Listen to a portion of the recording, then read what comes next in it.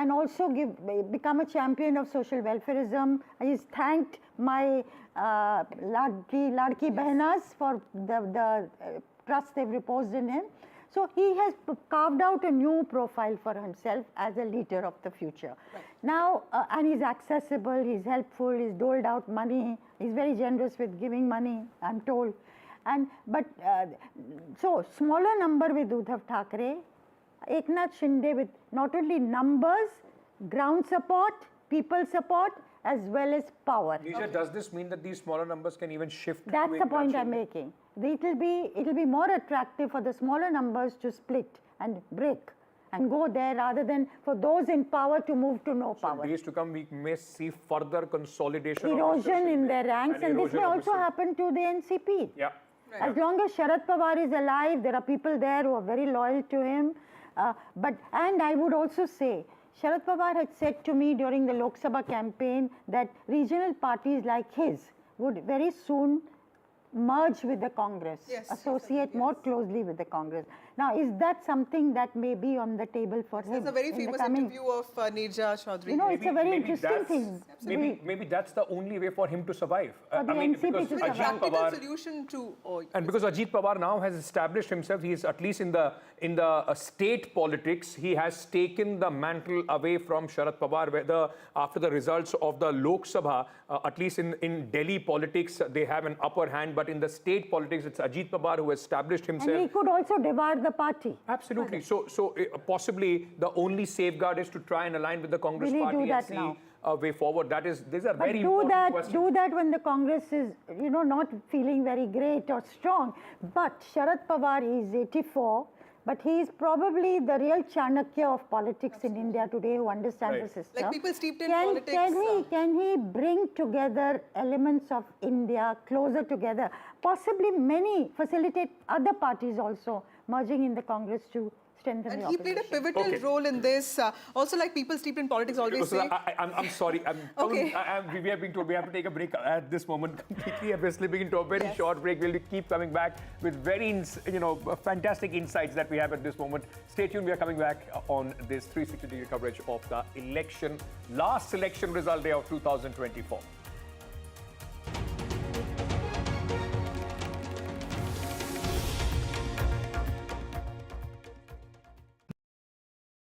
In today's interconnected world, India's voice is more crucial than ever. When India speaks, the world listens. At NDTV World, we are that voice, bringing you intelligent and insightful news from India and beyond. From geopolitics and diplomacy to economic shifts, migrations, tech disruptions, and the stories of our diaspora. We cover the news that shapes our global future. NDTV World, your new home for global news, is here.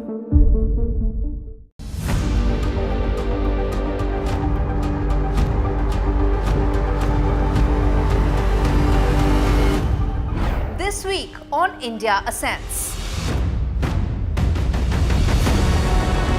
Why is Africa crucial to India's strategic and geopolitical calculus?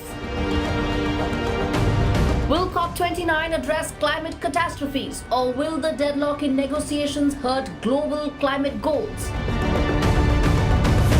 What does thaw in India-China ties mean for business and regional security? And big global voice on India Ascends this week, Ian Bremmer on Donald Trump 2.0. All this and more only on India Ascends with me, Gauri Dwivedi, at these timings on the NDTV network.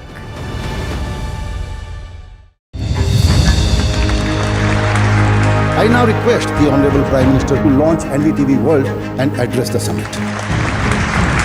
It was the grand launch of NDTV World by Prime Minister Narendra Modi. NDTV World, as he laid out his vision.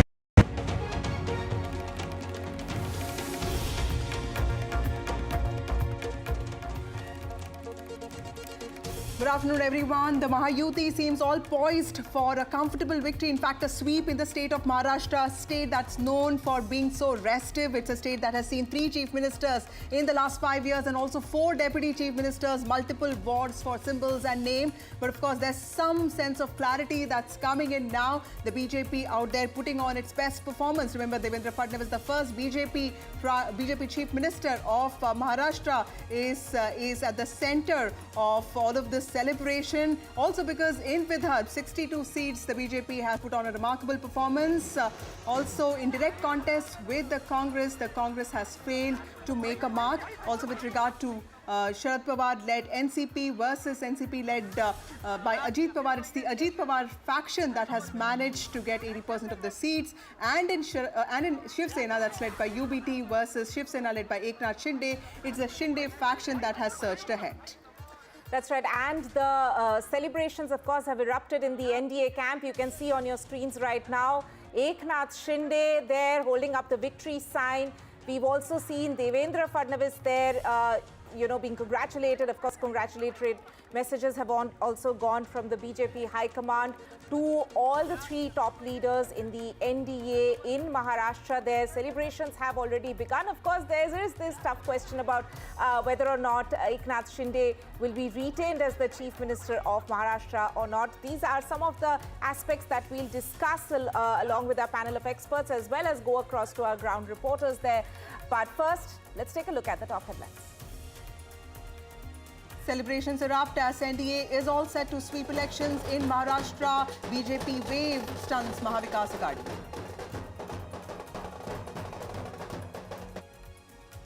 BJP's best ever show in Maharashtra, leading in about 124 seats out of the 149 seats that they contested in the state. Devendra Fadnavis, the ultimate comeback man in Maharashtra, stars in BJP's stunning show.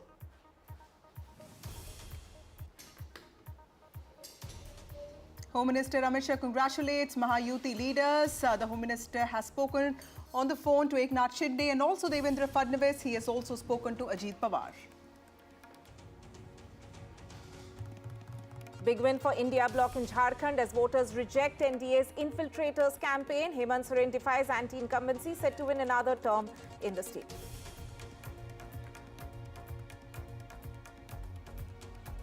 Congress's Priyanka Gandhi on her way to win the Wayanad Bypoll leads by a margin of 3 lakh. Finally, all Gandhis in the parliament now.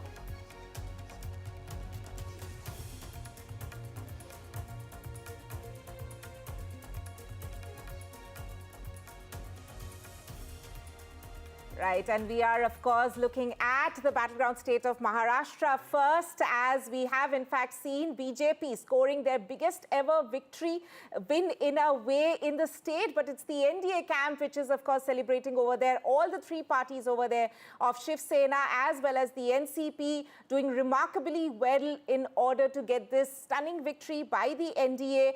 At the moment, there's, of course, we are looking at a landslide victory of the NDA in Maharashtra. Vasudha. Absolutely. And Tanima, if you look at the different issues that played out in this election, there were slogans like Ek hai to safe hai.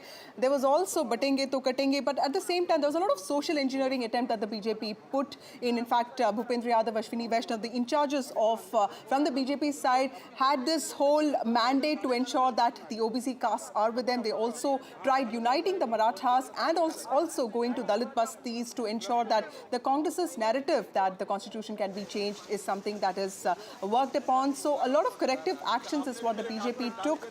This is after the BJP faced its worst setback in the 2024 Lok Sabha elections, Mahayuti winning just 17 of the 48 seats. But major takeaways there. For that, we have with us Aarti Jairath, senior analyst and senior journalist, and we have Mayank Mishra, who's also with the NDTV. Hey. Thank you, both of you, for being here. To you, Mayank Mishra, first, the Congress clearly is the weakest link, because if you look at Vidarbha, it looks like the BJP has put in a lot of effort there. It's winning more than 70% seats there. Tell us, what are your big takeaways from the election outcomes as far as what we see right now? I will give you some data which I picked up from Election Commission. Congress vote share, Congress got fewer votes than all other parties, all 5 parties, major parties. Congress vote share is at 10.6% as of 1230 from Election Commission. NCP, both the factions of NCP got more votes than Congress. UBT faction got more votes than Congress. And Shinde faction also got. Right. So undivided, Okay, Shiv Sena had. Mayank, I'm really sorry to interrupt you there, but we will, of course, finish that point. But let's go across to my colleague Radhika, who is standing on the ground there. Radhika, what's the latest on the ground where you are reporting from? That's right. It is an incredible victory for Mahayuti, and BJP is, of course, celebrating. I'm outside BJP office. A stage has been erected where all the BJP top leaders are expected in just a bit. Devendra Fadnavis, Chandrasekhar Baumkule, and several other winning candidates will be taking over the podium in just a bit. You can see saffron all over, and of course, people here celebrating, sloganeering. बताइए, नहीं बताइए आप आज की जो महाराष्ट्र की जो कामयाबी है, ये हर कार्यकर्ता ने मेहनत किया है और महाराष्ट्र शासन में जो माझी बहन लाड़की योजना लाई उस तरफ से बड़ी कामयाबी मिली और महायुति का मुख्यमंत्री भी बनेगा। भाजपा और महायुति बहुत बड़ी कामयाबी मिली और महाविकास आघाड़ी तो पूरी खत्म हो गई। क्या रीजन एट्रीब्यूट करेंगे, क्या रीजन है ऐसे वाले विक्ट्री के लिए? देखिए क्या है, देवेंद्र जी ने नारा दिया था धर्म युद्ध का, धर्म युद्ध हो चुका है। अभी धर्म स्थापना की बारी है। नरेंद्र जी के माननीय पंतप्रधान नरेंद्र मोदी जी के नेतृत्व में हमारी महायुति की सरकार आ रही है और हम 2 दिन के बाद मुख्यमंत्री हमारे भारतीय जनता पार्टी जी के ही बनेंगे और देवेंद्र जी ही मुख्यमंत्री बनेंगे। वुमेन कार्यकर्ता, देखिए लाडली बहन जो योजना बनाई मुख्यमंत्री शिंदे जी ने और उप मुख्यमंत्री देवेंद्र जी ने, वो काम में आई। लाडली बहनों का भी आशीर्वाद मिला है। फिर बटेंगे तो कटेंगे, एक है तो सेफ है। और हमारी जो मातृशक्ति है भारतीय जनता पार्टी की संघ वाले, उन्होंने जिस प्रकार से ये मुद्दा उठाया था कि हिंदुओं ने अपना वोट करना था, वो भी एक कामयाब हो गया। जैसे मुस्लिमों ने फतवा निकाला था कि मुस्लिम ने महाविकास आघाड़ी को वोट करना चाहिए, तभी हिंदू जागरूक हुआ कि अभी हमें महायुति को लाना है। और उस प्रकार से एक विकास और हिंदुत्ववाद, ये पूरा और महिलाओं का जो लाडली योजना है, ये पूरा फैक्टर है जो आज महायुति के। So those are the reaction and responses from BJP karyakartas here. Of course, victory sloganeering is what we are hearing, and we also heard some firecrackers, laddus being distributed. So all that taking place outside BJP office, a lot of movement activity going on, and of course, as this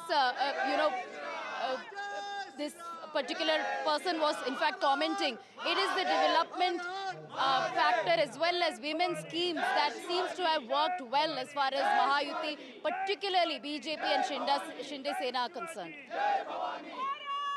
So Radhika outside the BJP office and reporting all those visuals there. Radhika, tell us, this is the best performance of the BJP when it comes to Maharashtra.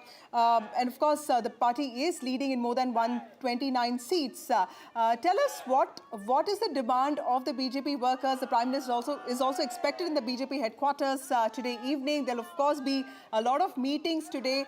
This is not something that the BJP will let go of, and there will be a lot of power play that we can see in the next few days.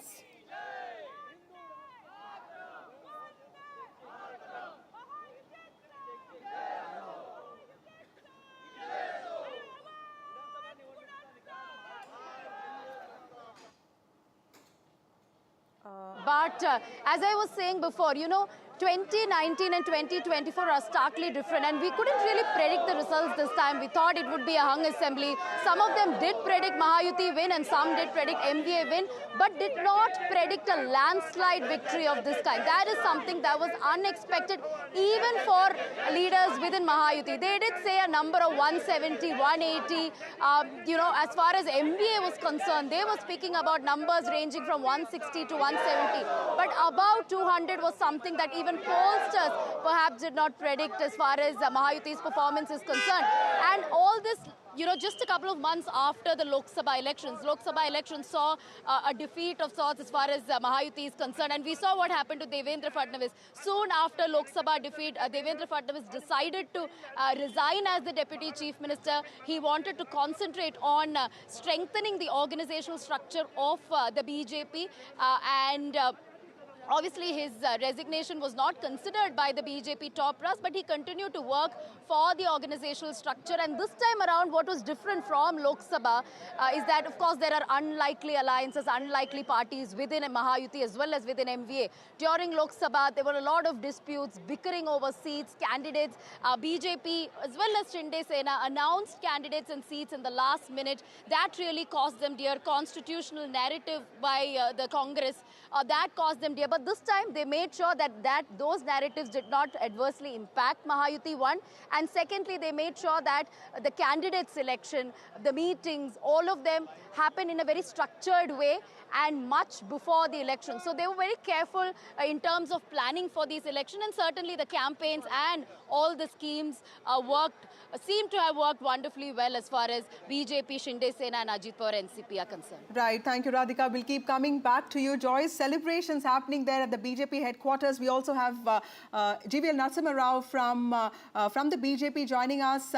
Thank you, Mr. Rao, for joining us on NDTV. The Mahayuti faced its worst setback in the state of Maharashtra in Lok Sabha elections 2024, winning just 17 out of 48 seats. But today the tables have been completely turned. Can you tell us what are the corrective measures that the BJP took, and also this welfare pitch? It seems like the BJP will no longer be able to blame the Congress for its guarantees, because welfare has also become your hallmark. Yeah. Good afternoon to you and all the viewers watching NDTV. First of all, we'd like to thank people of Maharashtra for giving us such a massive mandate. I think first let me explain the significance of this mandate. For over 4 decades, a magnitude of this magnitude has not been given by the people of Maharashtra. This is the largest seats tally for the BJP. This is the lowest tally for the Congress and the opposition. And the most important, the headline point is, there will not be any party which can really claim the leader of the opposition status in Maharashtra Assembly. Congress will fall in the same league as they have in Lok Sabha. For 10 years, they could not claim a leader of the opposition post. So this is and then we have polled close to 50% votes.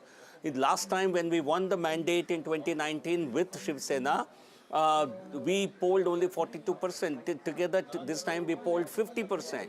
So a big voter, big support from the public across segments, various sections and segments. I think in the recent elections, we are seeing people cutting across the geographic divides, the demographic divides. They are voting for development, they are voting for Vikas, they are voting for welfare. And this is the welfare pitch of the BJP is different from that of the Congress.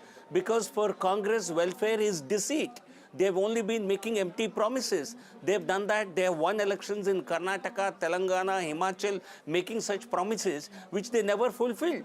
On the contrary, BJP has fulfilled every promise that we have made. So that certainly there is a credibility gap for the Congress party, whereas the BJP under the leadership of Honorable Prime Minister Modi ji and the state leadership in Maharashtra has the credibility. Today, the Congress has plunged to its lowest ever tally because the Congress suffers a serious credibility question. Okay, they have made Rao, first of all, also congratulations, promises, given that, the BJP has performed remarkably well. Can we also expect the party to, to really align with the alliance dharma? But, this is politics, and given that the party may not really need two of the allies who have also not really performed that badly, what can you tell us about what is in store for the future? Because this is politics, and I'm sure this is also BJP's chance of making Maharashtra BJP Yukt, something that the state has not been in the last many years. No, but between 2014 and 19, it was a BJP-led government with Mr. Fadnavis as the chief minister. So it's not that BJP had never led government in Maharashtra, but this time certainly the central leadership of the BJP, the parliamentary board of the BJP, in discussion with the state unit, will take a decision, and that will not be a problem at all. You've seen how BJP has been able to elect governments without any murmur. So certainly this is not, today is a day to understand and also to swallow the victory. And a government formation has never been difficult for the BJP. It will not be difficult now. It will certainly be a decision that will be collectively made by our parliamentary party in discussion with the state unit. But another important thing, today the Shiv Sena, the NCP, another major takeaway from today's election is people have decided which, you see, there has been a discussion all through this campaign that people might vote against Mahayuti because certain Shiv Sena split and NCP split. On the contrary, people have given legitimacy to the Shiv Sena led by Mr. Shinde and NCP led by Mr. Ajit Pawar. They have given legitimacy to them. They have clearly given their verdict that they consider them to be the real parties. And they have punished these parties, Shiv Sena particularly, for betraying the mandate of the people in 2019 and siding with the Congress party, which was defeated in 2019 polls. So this is a result against Shiv Sena, Uddhav Thackeray's betrayal of the mandate of 2019, and it's certainly some sort of legitimizing. The constitutional authorities, election commission, Supreme Court have already given the legitimacy, but today people have put their stamp on it. So certainly in all respects, it's a huge victory for the Mahayuti and the biggest setback for the MBA ever. Right, sir. Thank you, Mr. Rao, for joining us on NDTV. Quite a remarkable victory for your party. Congratulations on that. Going back to our guests, Aarti Jairath and Mayank Mishra. Mayank, you were saying you were talking about the big takeaways from this result. It was one headline, stunning headline is stunning rejection of the Congress in Maharashtra, and I was going through some of the data. Undivided Shiv Sena had polled 16% votes. Now, if you combine the two factions together, it comes to around 23%. So everybody else has gained and Congress has lost. BJP remains intact. And second takeaway is, whoever has allied with BJP has pulled them up, right, whereas Congress has pulled everybody down. That is one. On Jharkhand, I would like to say, it is Hemant Soren's victory, not India Bloc's victory. Okay. Hemant Soren has gained 4 percentage points in terms of vote share, which is huge in a multi-corners contest. Everybody else stays either at the same level or has gone down, except JMM in Jharkhand. So it is not India Bloc's victory in Jharkhand, it is Hemant Soren's victory, and it is rejection of Congress in Maharashtra and BJP lifting all its allies. The same thing happened in Kashmir with National Conference saying that, it was our victory and Congress's. Aarti Jairath, what would you say with the BJP actually surging ahead, registering this remarkable victory? Now what happens to Mr. Shinde and of course to Ajit Pawar? They have proved their utility, because if you look at numbers, 53 seats, Sena versus Sena. UBT-led faction is leading in 14, and Shiv Sena, led by Shinde, is leading on 38, which means that Shinde has actually performed very well. He's the face of the welfare. He's the Maratha face of the Mahayuti. What do you think is going to happen in the next few days? So I think, well, there's really not very much time. The new government has to be in place by the 26th of November. So swearing in ceremony by 25th, I think. So they've got just 2 days in which to take the decision. Now, it depends on how the BJP decides to play this. Are they going to sort of settle for continuity, which was the mantra after the Lok Sabha elections, and coalition dharma, in which case, maybe Shinde will be the chief minister. Alternatively, they have several bargaining chips in their hands, actually. If you look at the numbers, they can form a government without Eknath Shinde, just, Ajit Pawar's faction and the BJP together. That's a bargaining chip, as far as Shinde is concerned. Secondly, they can also accommodate Shinde at the center. Like Shivraj Singh Chauhan in Madhya Pradesh, he was supposed to be the face of the Ladli Behna scheme, which is supposed to have won the BJP that election in Madhya Pradesh. Then they brought him to the center as the agriculture minister and gave him several other important, jobs. So they could accommodate Shinde here and make Devendra Fadnavis, the chief minister, because the BJP's tally is no question, it is the highest, their strike rate is the best. And you know, while the allies played their part, I think he's right. It's the BJP that pulled the allies, you know, up. Yes. So, you know, that has to be acknowledged in some way. So, you know, I think the decision really will rest partially on what Amit Shah and Narendra Modi decide. Amit Shah particularly, because he's been so deeply involved in the Maharashtra elections. And I think also on inputs from the RSS, which behind the scenes has played a fairly crucial role on the ground, you know, to help the BJP, you know, with this Samvidhan Yojana that they started, you know, which was basically to counter the Lok Sabha campaign of the MVA, you know, that these people were against the constitution and they'll take away your reservation and so on.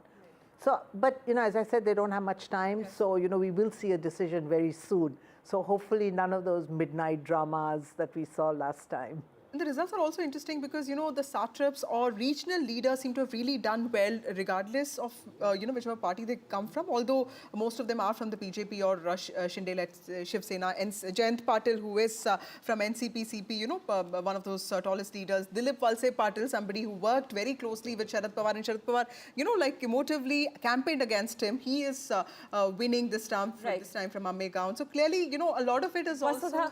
Right, sorry to interrupt there, but I believe we have Mr. Prakash Javadekar who has joined us, senior BJP leader and former union minister who is joining us live directly on the broadcast there. Mr. Javadekar, thank you so much for speaking to us here on NDTV.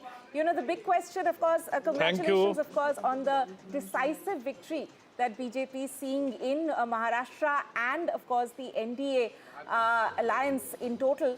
But everyone has that big question up now, like whether or not there's going to be a change as far as the chief minister is concerned of Maharashtra. You know, Devendra Fadnavis is being seen as the comeback man. You know, he is actually the person who has led the party from the front in the state, and whether or not he's going to be awarded with the top post in the state, that is the question on everyone's mind. So what would you say, what is your first reaction to this? See, this is not the correct analogy. I will tell you, in 14, BJP was the single largest party and ruled for 5 years under Devendra Fadnavis on its own. Shiv Sena backed it. Then, in 19, Shiv Sena and BJP were in alliance, and people gave the same mandate, very good mandate. But Shiv Sena wanted chief ministership, so they went with the enemies of the alliance, and now they are repenting. They must repent because people punish such acts. And what people have now, this is the third consecutive victory in a way, I will say. What people have seen that in 5 years they have seen 2 chief ministers, Uddhav Thackeray and Eknath Shinde. It is exactly negative and positive. So negative was Uddhav Thackeray's when there was no development, when all the developments were stopped, and now is development and welfare both. That is very important. And one factor I must tell you, people remind it. People, Shiv Sena earlier in 19 ditched the people's verdict. So people are punished. That is the simple thing. Right. I mean, of course, that is, we have heard Mr. GVL Narasimha Rao also before you talk about the fact that this is, of course, the entire alliance which has come together to deliver this sort of a win in the state. But there's, of course, a lot of curiosity around the question of the top post in the state, Vasudha, as we have in fact seen, that it is the best ever show that BJP has put up in Maharashtra by far. Right.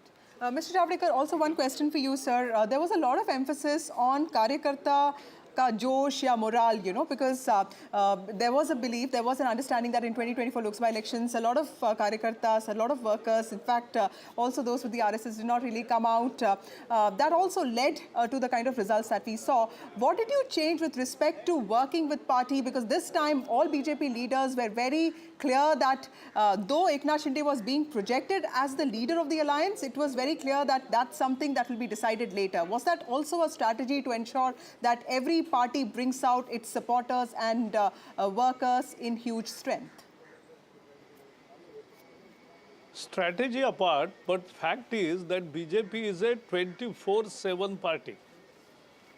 I have come to Delhi just to attend the yesterday's meeting, which is about organizational elections. We don't stop. And therefore, after Lok Sabha, from the very next day, Maharashtra, Karyakartas, leaders and everybody started working hard, understanding what has gone wrong somewhere, and we found out many things, and many things were corrected also, and that is how things happen. People who are ready to think and learn always make progress, and people like Sanjay Raut who are never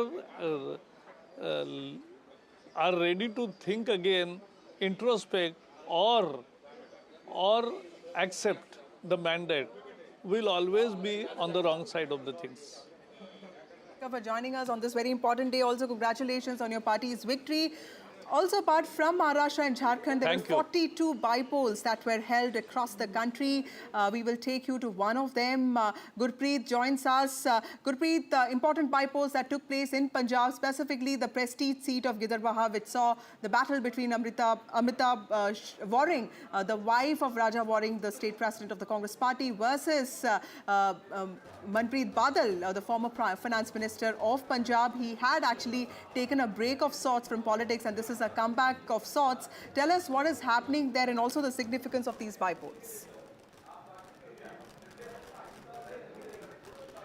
Well, we have seen in 4 bypolls, three bypolls result have already been out, and what we have seen from the Congress stronghold, Dera Baba Nanak, Aam Aadmi Party is able to win, and from Chabbewal, Aam Aadmi Party has managed to win that 2 seats from there. But a stronghold of Aam Aadmi Party from Barnala, where they have lost that seat to Congress Party, and Congress Party was able to win. We are reporting from Gidarbaha at this point of time, and we are showing all the statistics and calculation how these rounds are happening here. So total 13 rounds are required, and 9 rounds have already been done, where we can see Amrita Waring, who is wife of Congress chief, she is able to get 36,561 votes, whereas Dimpy Dhillon, Hardeep Singh Dimpy Dhillon, who is the Aam Aadmi Party candidate, he has got 49,772 votes as of now. If we can talk about Manpreet till the time 9th round, he is able to win only 10,245 votes. And if we can talk about the margin, we can see 13,211 margin here in Gidarbaha, and this counting is already underway. It's a 9th round which has just been finished, but as of now, we know this is the prestige battle here in Gidarbaha. One side we have seen the former finance minister Manpreet Badal, he was contesting from the BJP, whereas from Congress we have seen Congress chief's wife Amrita Waring, she is contesting from here, and Amrinder Singh Raja Waring was able to win this election multiple times, 3 times from the same constituency, but this time we have seen there is a lot of anti-incumbency against him, and Hardeep Dhillon, who has just joined from Akali Dal to Aam Aadmi Party, he is able to manage to win, and so far we are seeing these trends. We have seen he is leading from this Gidarbaha. So in Punjab, if we can talk about overall bypolls elections, we have seen Aam Aadmi Party has already won from 2 constituencies, it's Chabbewal and Dera Baba Nanak, and from Barnala, the Congress candidate is able to win election from here, and from Gidarbaha, the counting is still underway. So let's see, because these elections, bypoll elections, are very important for Aam Aadmi Party ruling government. It seems the way they have already got mandate, it seems from the way Aam Aadmi Party is leading from here also Gidarbaha, it seems Aam Aadmi Party is able to get mandate, and we have seen all the top leaders of Aam Aadmi Party, they are going to address their supporters and celebrating this victory of Punjab in national capital. So let's wait for more time to understand how this political calculation is going to happen in Gidarbaha. Back to studio. So comeback of sorts for Aam Aadmi Party in Punjab there, yes. Very critical, I think, because Delhi elections are coming up in February. So, you know, if they win 3 of the 4 seats, it's going to be a big morale booster for Aam Aadmi Party, which is pretty much down in the dumps after all its top leaders have gone behind bars. And I can notice one more trend. After 2019, BJP lost votes and seats in all assembly elections, most assembly elections. Now, this time there has been a trend reversal of sorts. In Haryana, we saw BJP making a comeback, in big, huge comeback in Maharashtra, and BJP did not do so badly in Jharkhand. And now Aam Aadmi Party reversing its Lok Sabha. So we used to think that BJP performs very well only in Lok Sabha elections, and that trend is getting reversed because they're performing better in assembly polls. Also, let's go across to Ratnadeep, my colleague. Ratnadeep, tell us about these important bypolls that took place in the state of Assam. 5 bypolls. Himanta Biswa Sharma found time to campaign despite being the Jharkhand in charge, and also the importance of Gaurav Gogoi, the significance of these bypolls with respect to the kind of prestige that is attached to both Mr. Sharma and also to Mr. Gogoi. That's right. In fact, as we speak, the counting is underway. There were 5 seats for which bypolls have taken place, of which in the assembly elections of Assam, 4 were with the BJP and allies and 1 with Congress. And that 1 seat is Samaguri, where in the run-up to the polls, we saw massive pre-poll violence. There was death of 1 person. And Samaguri is a seat, remember, which is a strong hold of the Congress since 2001. Congress has never lost there. Congress heavyweight Rakibul Hussain, a former minister, this time chose to contest the Lok Sabha election and won with one of the highest margin in the country. And this time in the bypolls, his son Tanzil Hussain is making his electoral debut. He is just 26-year-old, and at this moment till round 4, Tanzil Hussain was leading with about 4,000 votes. But from round 8 onwards, the BJP candidate is closing on that gap. Remember, BJP has tried a lot in terms of the campaign to try to win this seat, which is a Muslim majority seat in Assam, Congress stronghold. In the other seat, Bihali, where Gaurav Gogoi had campaigned for Congress has actually lost that seat. BJP has been able to retain that seat. So that has been a setback for Gaurav Gogoi, who is seen now as the emerging face of Congress in Assam. The BJP is leading in another seat, which is Dholai, which it was its MLA who was elected in the last election, and its allies AGP and UPPL are also leading in 2 other seats. So at this moment, BJP and allies are leading. BJP has won 1 seat and 3 seats. Its allies and BJP is leading, and Congress is leading in 1. However, let me tell you, this election was one election after 2016 Assam Assembly election, when BJP came to power for the first time in Assam, that the campaign of the party in Assam was not led by Himanta Biswa Sharma because he was busy in Jharkhand. Perhaps the Jharkhand result would be also a setback for Mr. Sharma. Remember, ever since Mr. Sharma delivered Assam elections for the BJP in 2016 and subsequently helped BJP and BJP allies to form governments in several states in Northeast, his services were taken for states like Odisha, where the BJP had done well, and this time he was given, he was made the co-in-charge for Jharkhand, where the BJP, however, could not, as of now, is trailing. So this might be a setback for Mr. Sharma. But having said that, there is good news in neighboring Meghalaya, where Chief Minister Conrad Sangma's wife, Mehtab Chandi Sangma, who made her electoral debut in the by-election in Gambagre seat, she has won her seat. So this is going to be a good news for the ruling NPP in Meghalaya. Right. Ratnadeep there, thank you so much for joining us with that update of the Northeast bypolls, the bypolls which are taking place in Assam and Meghalaya there. Thank you so much for joining us. I'm also being joined by Mr. Arshpreet Karyal of the Congress Party. Mr. Karyal, thank you so much for joining us here on the broadcast on NDTV. Even till yesterday, there were murmurs being made by several people from your party that Congress would be leading the MVA in terms if they get a favorable result in the Maharashtra elections today. But now we can see that Congress has actually registered probably its worst performance. It is the worst. It is the worst performance that we are seeing coming in from Congress in Maharashtra. So do you think, and there have already been a lot of questions being raised about the way Congress managed its campaign, both in Maharashtra as well as in Jharkhand. So in hindsight, do you think more effort needed to have been put in by the Congress leadership in the battleground state? Well, a couple of things to that. First and foremost, the Bharatiya Janata Party is one state and India Alliance one another state. So it's 1-1. Let's see it for what it is. Number 2, the Bharatiya Janata Party has registered Guinness Book of World Records record as in the maximum number of malpractices have been witnessed in this election.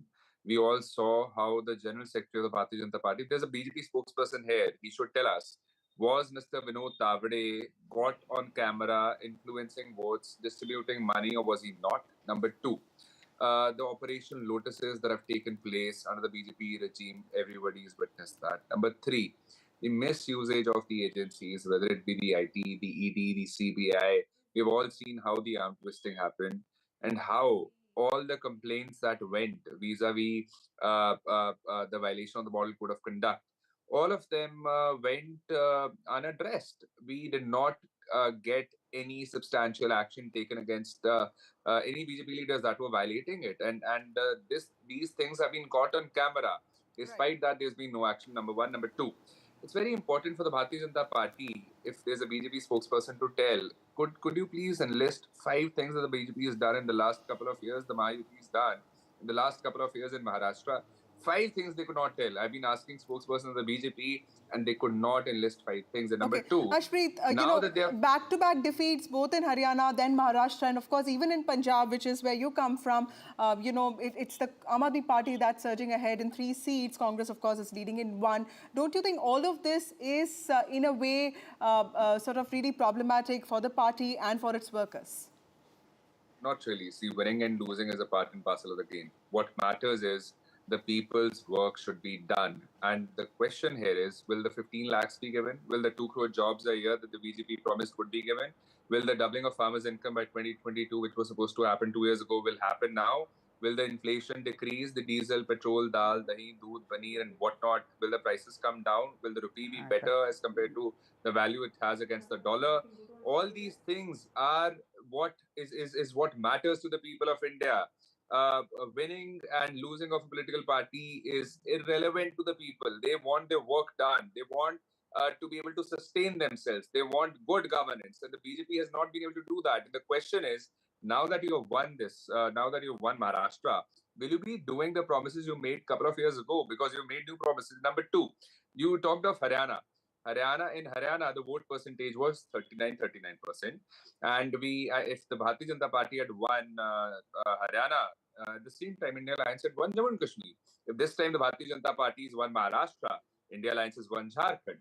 And in the other states, the Bypolls, we have swept Karnataka Bypolls. Everybody's seen that. We have swept it. And the BJP's questions, the allegations that they were leveling against our government, all of them have gone out of the window. And very soon you will see that the other seats, the other Bypolls where we have either won or where we are leading, the Congress party will make a significant development in all the other Bypolls which are happening. In totality, if we were to talk of the results in Maharashtra, in Assam we have won 1. In Gujarat, 1. Karnataka, 3. Kerala, 1 with a massive lead. Lakhs. There's a margin and there's a difference of lakhs of votes. In Punjab, there's 1. In Rajasthan, there's 1. In Jharkhand, there's 15. And so on and so forth. So basically, the fact of the matter remains that will the Bharatiya Janata Party start delivering on their promises, or will they keep on coming up with hollow promises and hollow statements? That's an important point. Thank you, Ashpreet, for joining us with your views. Aarti Jairat, what happens now? Because, 2024 Lok Sabha elections, we saw a different sentiment. But now, clearly, that blemish of 2024 is going to be forgotten because that will be seen as an aberration. It's the Haryana mood, it's the Maharashtra mood that is going to be there. That's going to be projected by the BJP as mood of the nation. Also, what explains this massive victories? I saw this in Gujarat, 156 seats. We've seen that in UP in the past, not this time, of course, and then Haryana and now this. So what explains, so many people voting for one party? Well, if we look at the strategy of the BJP in the Lok Sabha polls and the strategy they adopted both for Haryana and Maharashtra, the Lok Sabha polls were all about one man. He actually led the show and nobody else was given any kind of space. In fact, Yogi Adityanath's big complaint was that he was not given a say in the polls in UP, which is why the BJP did so badly in UP. This time, the BJP went back to its roots, which is letting local leaders, take front stage. This is what the BJP has always been about. The old Vajpayee-Advani BJP was about nurturing and letting local leaders flourish. All the people you see today, with starting with Narendra Modi, you know, whether it was Vasundhara Raje, Shivraj Singh Chauhan, Sushma Swaraj, you know, Arun Jaitley, they just, you know, they nurtured and developed younger leaders, local leaders, and that was the party's biggest strength. You know, I think it kind of lost its way somehow during the Lok Sabha elections, and I think it is now going back to its roots. And, you know, if you saw that in the Maharashtra elections, both Modi and Shah didn't address as many rallies as they used to. Yeah. In Haryana also the same thing, you know, so they forefronted their local leaders, and I think that really helped, which is probably why this time they're doing better in local elections rather than earlier when they used to win the national elections, but they didn't do so well in local elections. So that is the beauty of BJP. Yeah. Despite being the incumbent for 10 years, see, successful people are expected to be least flexible, but BJP is most flexible party we have known in years. They always change their strategy, whereas in the case of Congress, and we heard the spokesperson, they blame everybody except themselves. See, same agencies worked in Maharashtra, same agencies worked in Jharkhand and elsewhere, in Wayanad also, and we have different outcomes. Why can't they understand that people have rejected them in some places, they have accepted them because of different issues altogether. So brushing everything under one carpet and saying that agencies are to be blamed, this is... But you know, again, to go back to this issue of local leaders, the only place where the Congress is doing well actually is Karnataka, where, you know, they're winning 2 of the 3 bypolls. And that's because that's one state where they still have strong local leaders. An organization. And an organization. Yeah. You know, everywhere else, I mean, Maharashtra, for instance, they've lost everybody. Either they have passed on because they were too old, or people like Ashok Chavan have left, you know, and they don't have local leaders left. So, I mean, I think really the BJP, Congress needs to learn some lessons from the BJP about the flexibility, adaptability, you know, reading the mood on the ground, and, you know, when necessary, push your local leaders forward, when necessary, push your national leaders forward. Ma'am, on that aspect of local leaders being at the forefront, you know, another important thing which is of course coming out is the legacy war that everyone was talking about. You know, how Uddhav and Sharad Pawar had the sympathy wave in their favor in the Lok Sabha elections, and the tables seem to have turned this time around. So in terms of these 2 big political stalwarts in Maharashtra, this mandate, what would it mean for their future career? Well, you know, I mean, honestly, for me, the biggest shock in Maharashtra is not the poor performance of the Congress, because I really wasn't expecting the Congress to perform well, you know, when challenged by the BJP. For me, the really big story is Sharad Pawar's complete eclipse in these elections. In his home turf of Western Maharashtra, you know, his nephew's party, breakaway party, has done better than him. Absolutely. I mean, he has dominated Maharashtra politics for 4 decades. You know, for me, this is, and he had said this is his last election. So it's his eclipse, and maybe the eclipse of the NCP, because I really don't know who can take his legacy forward now that, you know, Ajit Pawar seems to be in the driver's seat as far as NCP is concerned. So, yeah, I mean, this is the most shocking story. And, you know, it's also very... it'll have an impact on the India alliance, because, you know, Sharad Pawar was a major strategist for India through the Lok Sabha polls. Now with his eclipse and his failing health and his age and everything, I mean, they don't really have anybody left anymore to, you know, do a kind of national strategy for them. Asif Pamla of the BJP also joins us. Asif, when it comes to, Asif, first of all, thank you so much for joining us. Also, congratulations. I was thank you. It's a good day for us. Yes, I was looking. Thank you to all the media people as well for, you know, bearing us at many times of challenges as well. Thank you. Okay. Sir, I was looking at some numbers, but before that, tell me, is Devendra Fadnavis becoming the chief minister, or is it going to be Eknath Shinde? Well अभी थोड़ा सा suspense भी रखना चाहिए ना. सारी बातें आप लोग को अभी बोल देंगे तो क्या फिर आप लोग हमें बुलाना ही बंद कर दोगे. But in all possibilities, it looks like he's on the driving seat. And it's not that he's on the driving seat now. He was always on the driving seat. I mean, if you know, in the last time, in the last time we got the mandate for 5 years. But apparently हमारे पीठ में खंजर घोंपा गया था और उन्होंने जाकर अपना अलायंस तैयार किया। 2.5 साल, all the progress of the state, all the infrastructure projects, all were pushed to the back burner just to show Devendra ji down. And of course, after 2.5 years, when they themselves, being in the ruling, their own people left them and went away. And they preferred to join us not being in power. And when we came in power, we got the trail back. But then again, after that, Lok Sabha came. And after Lok Sabha's victory, they saw no end to themselves. And to an extent that they were so trumpet about the fact, although देखिए क्या झूठ ज्यादा टिकता नहीं है। आपने संविधान की बात की, वही किताब जिसके अंदर पन्नों में कोई संविधान के बारे में जानकारी नहीं, आप वो दिखाते रहे, मराठा आरक्षण बरगलाते रहे आप, तो ये चीजें जो है उस समय उन्हें बहुत फायदा हुआ। Except that we in all humility we accepted our defeat, लेकिन आज वो फिर से मौका आया। और यही नहीं, 2.5 साल में देवेंद्र जी ने वो कहते हैं ना गम खाकर, a man who's been a successful, वो कहते हैं development Fadnavis in his time for 5 years had to go as a deputy chief minister. No, he was not interested to even come into the chair. But the party gave him, and he, with all the huge numbers that we had, we went and we compromised. No, that was in the interest of the state. और यही लोकसभा के बाद आपने देखा इनके तासुरात क्या हो गए। यही लाडकी बहन योजना जो हमने लाई, लाडकी बहन योजना, which is being seen as the reason, one of the most important reasons. Give me 10 seconds on that. Yes. That was what was passed. तो इतना हुआ रेवड़ियां बांटी जा रही है, अरे नेशनल एक्सचेकर पे इतना प्रॉब्लम हो जाएगा, where do we get all the money from? और तुरंत you take a U-turn on that and say no, they're giving you 1,500, now we will give you 3,000 rupees.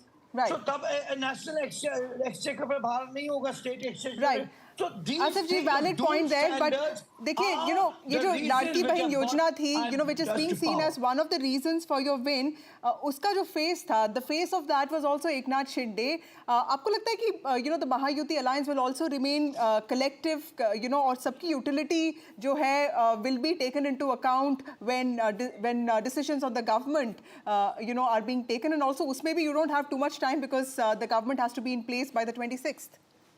देखिए महायुति की अगर आप बात करें तो you come back again. Sorry, I just got a little airy with the question.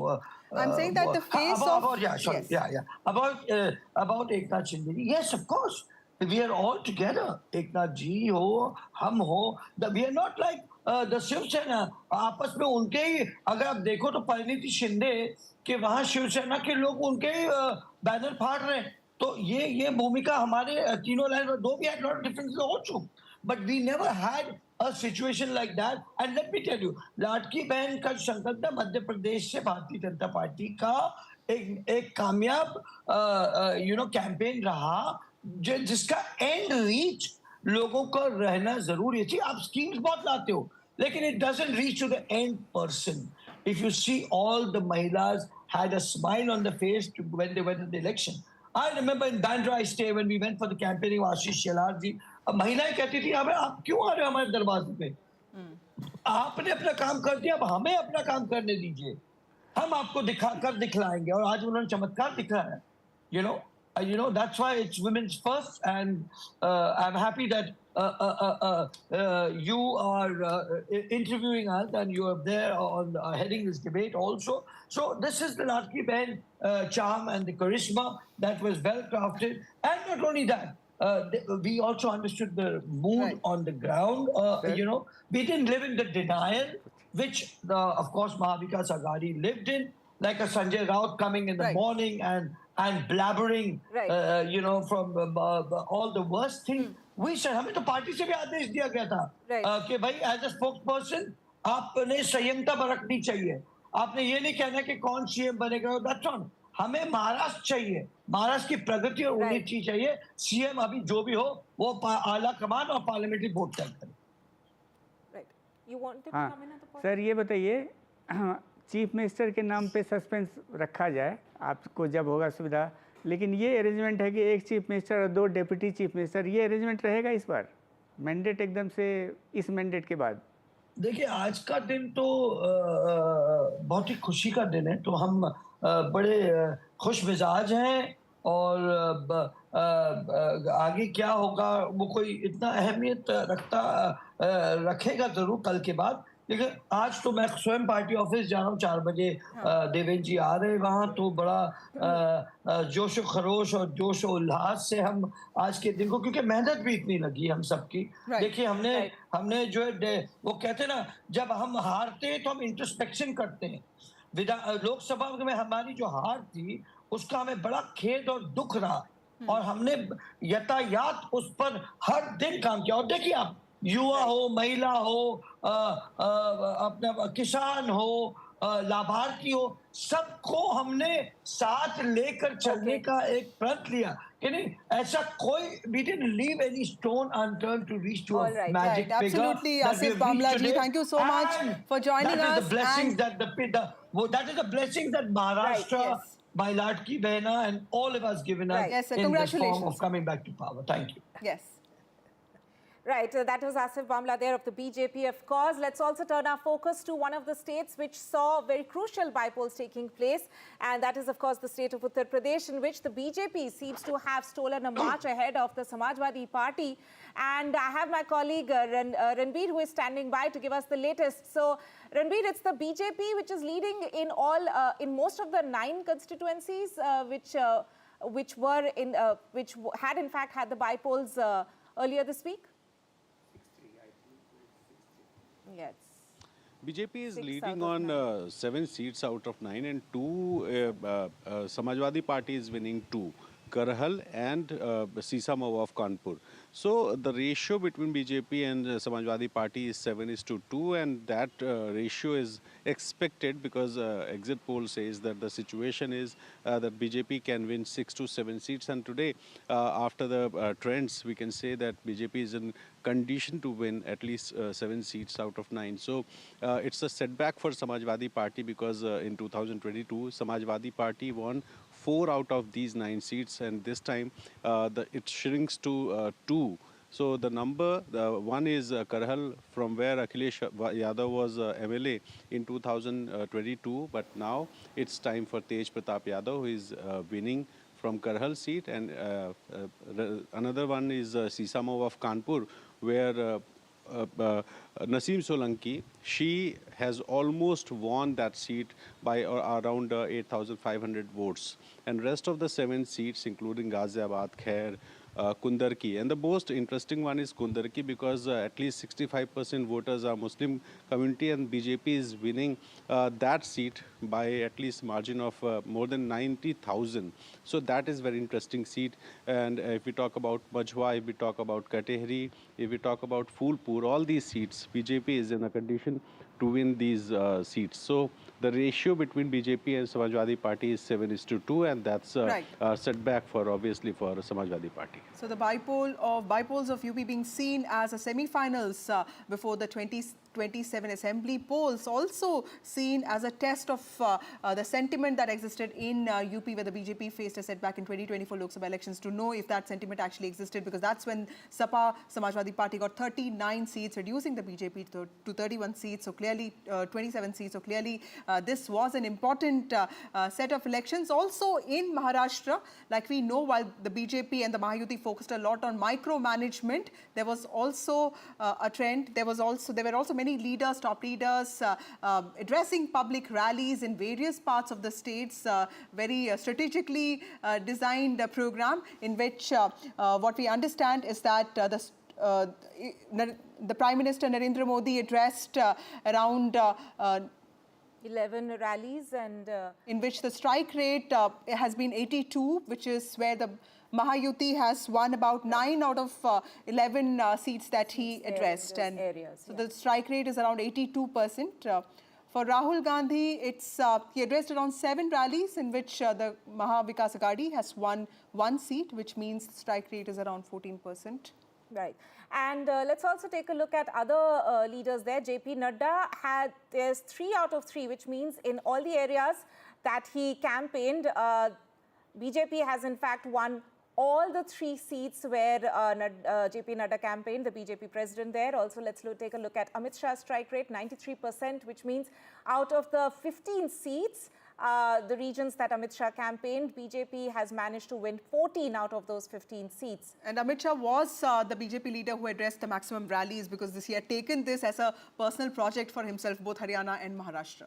Yeah, let's shift focus away from the BJP leaders. If we look at the MVA and its performance in Maharashtra, Priyanka Gandhi, out of the 5 seats, the regions where Priyanka Gandhi had in fact campaigned, Congress has managed to win 2 out of those 5 seats, the strike rate of 40%. In fact, her last rally was in Vidarbha, which is where the Congress has performed the worst. Ajit Pawar, Deputy Chief Minister of Maharashtra, he addressed around 36 rallies. In fact, that was, credited to him because he visited apparently every village in the sugar belt bastions, and that the strike rate has come to 67%. In some ways, also responsible to the 31 seats that his party is leading out of the 41 direct contest with his uncle's party. That's right. So interesting data there. Also, let's take a look at Uddhav.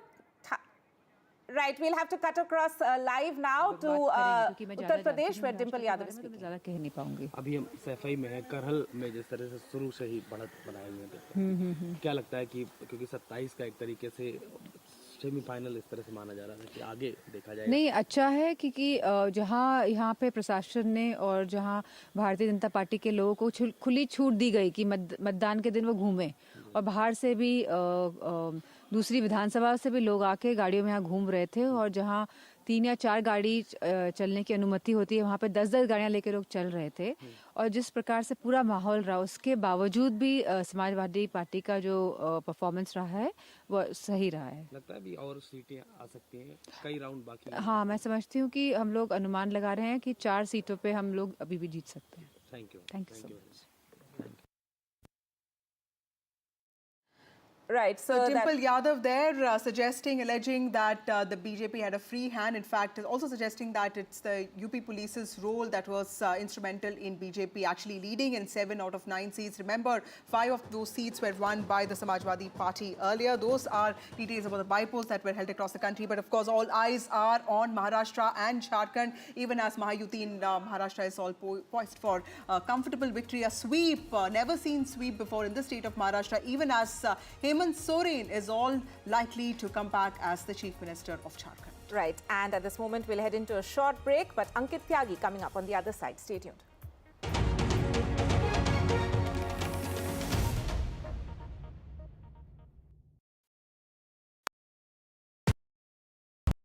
Stay informed and entertained with the new and updated NDTV News app. You can watch all our channels live, listen to podcasts, read breaking and exclusive news from around the world and more. Download the NDTV app today and get access to the best journalism and storytelling on your smartphone or tablet. The NDTV app. News that matters to you. NDTV proudly upholds its legacy of trust and credibility. According to the prestigious Reuters Institute's Digital News Report 2024, NDTV is the top-most news platform in the country. Number 1 in both online and offline reach in India. Beating all its competition, NDTV stands for trust. Hello and welcome to India Sense, where I speak with global opinion makers. The United States has made a strategic decision over the last 20 years to move closer to India.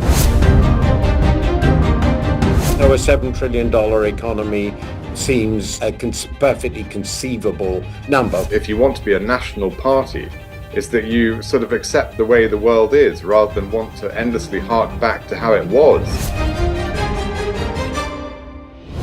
Modi is promoting the digitization of the economy, which is accelerating growth in the country. It's a web of frauds, calls, luring emails, threatening messages. Cyber frauds have cast their net wide and everyone is at risk. We track the victims, their horror stories as they get conned online, extorted and robbed of their hard-earned money. How to identify a cyber fraud and how to stay cyber safe. What are your options?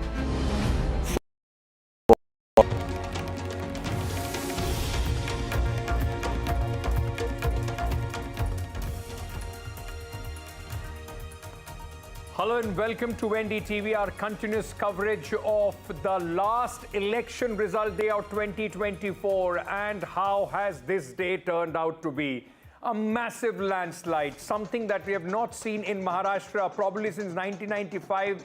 The kind of victory that the BJP-led Mahayuti alliance is enjoying at this moment, and all those doles and the lovely dance moves that you are seeing on your screens are the BJP and Shiv Sena Shinde supporters celebrating the massive victory. It's not, in fact, ladies and gentlemen, something that you call a wave. It's an absolute tsunami that has hit Maharashtra in favor of the BJP and the Mahayuti at this moment. The MVA, the opposition alliance, relegated to just 55 seats. On the other hand, some good news coming in there for the India alliance from Jharkhand, where Hemant Soren is making a comeback in the state. We'll get you all the details. I'm Ankit Tyagi. Let's quickly take a look at the headlines. Mahayuti landslide in Maharashtra. Saffron surge drowns Mahavikas Aghadi. Celebrations erupt as the NDA camp is all set to sweep the elections in the significant state of Maharashtra. BJP's best ever show with a phenomenal strike rate. 124 leads out of 149. The BJP contested Devendra Fadnavis, the ultimate comeback man. Now has his eyes all set to become the Chief Minister of Maharashtra for the third time. Big victory for the India bloc in Jharkhand as voters reject NDA's infiltrators campaign. Hemant Soren defies anti-incumbency, set to win another term in the state. It will be the third Gandhi in the parliament with the victory of Priyanka Gandhi Vadra at the Wayanad Bypolls. Stunning debut for Priyanka Gandhi, surpasses Rahul Gandhi's victory margin. TMC's massive sweep in first Bypolls after RG Kar case. TMC wins 3 seats and leads in the other 3 in the state of West Bengal. Yogi Adityanath firmly in lead in Uttar Pradesh, leads 6 seats out of 9 in Punjab. The ruling Aam Aadmi Party is leading on 3 and the Congress on 1.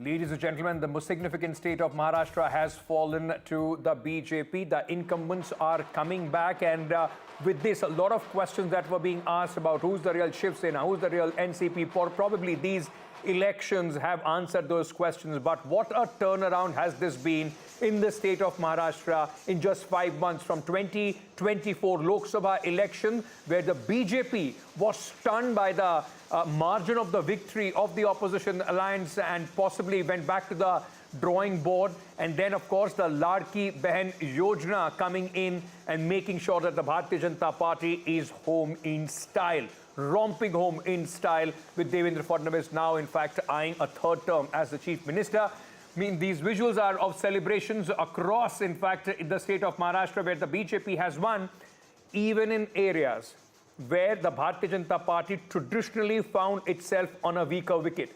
Marathwada, Vidarbha, the Bharatiya Janata Party, which was absolutely clean bowled in the 2024 elections of Lok Sabha, has made a stunning comeback. And one of the big winners is the man of the moment at this moment, the man that you see on your screens, Eknath Shinde, the, Chief Minister. He has won and possibly has answered a lot of questions about his legitimacy and his claim as far as the Shiv Sena is concerned. Let me very quickly go across to my colleague Radhika, who is joining us at this moment. There is, we'll also talk about the Bypolls and also the state of Jharkhand. The solace there coming in for the India alliance in the state of Jharkhand, where Hemant Soren is making a comeback. Prabhakar is joining us from there. Radhika, coming to you, celebrations have just begun. It is going to be a long day of celebrations for the Bharatiya Janata Party.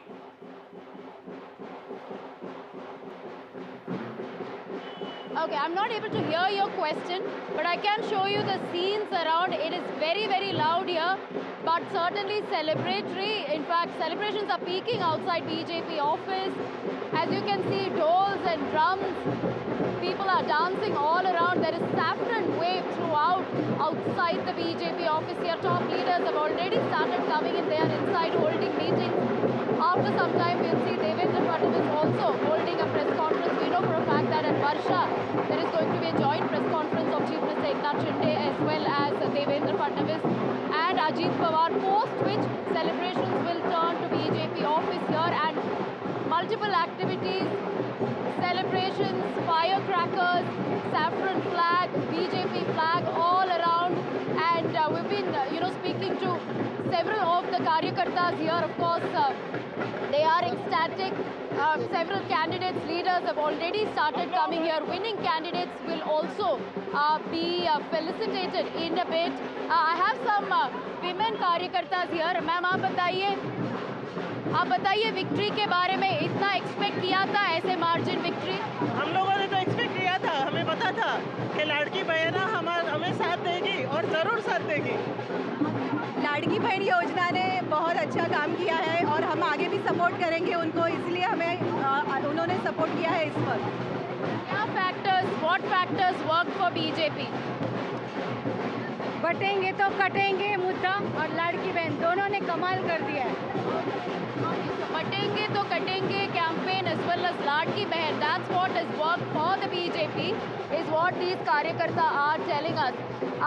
But a lot of factors did work. We know for a fact that post Lok Sabha defeat, BJP had been very careful in terms of projecting itself as a party, in terms of projecting itself as a coalition, alliance in itself.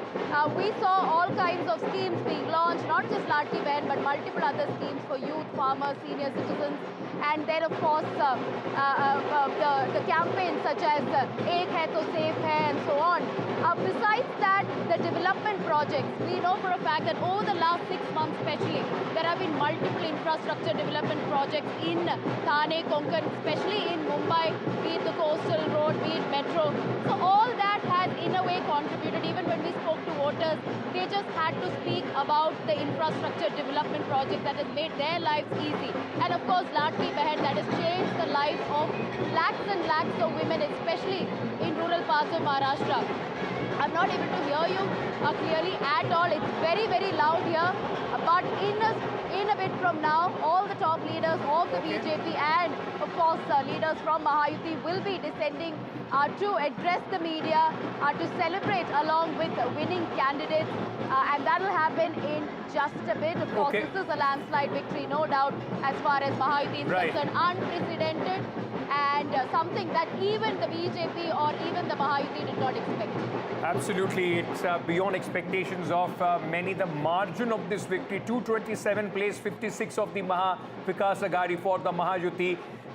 All the components of this alliance firing all cylinders with the BJP, of course, over 127 leads that they have at this moment. But for a moment, ladies and gentlemen, let's just take a breather from Maharashtra, and where of course overwhelming emotions for the winners and the losers. But let's just take a look at Jharkhand as well. That's the other big state, the last, as I said, of the 2024 election results. And Jharkhand also, the incumbent is making a comeback.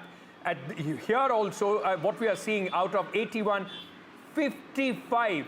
By no means, I mean, of course, both the states in geography, in the strength of their assembly are different, but make no mistake, out of 81, if you are getting 55, this alliance is also winning big.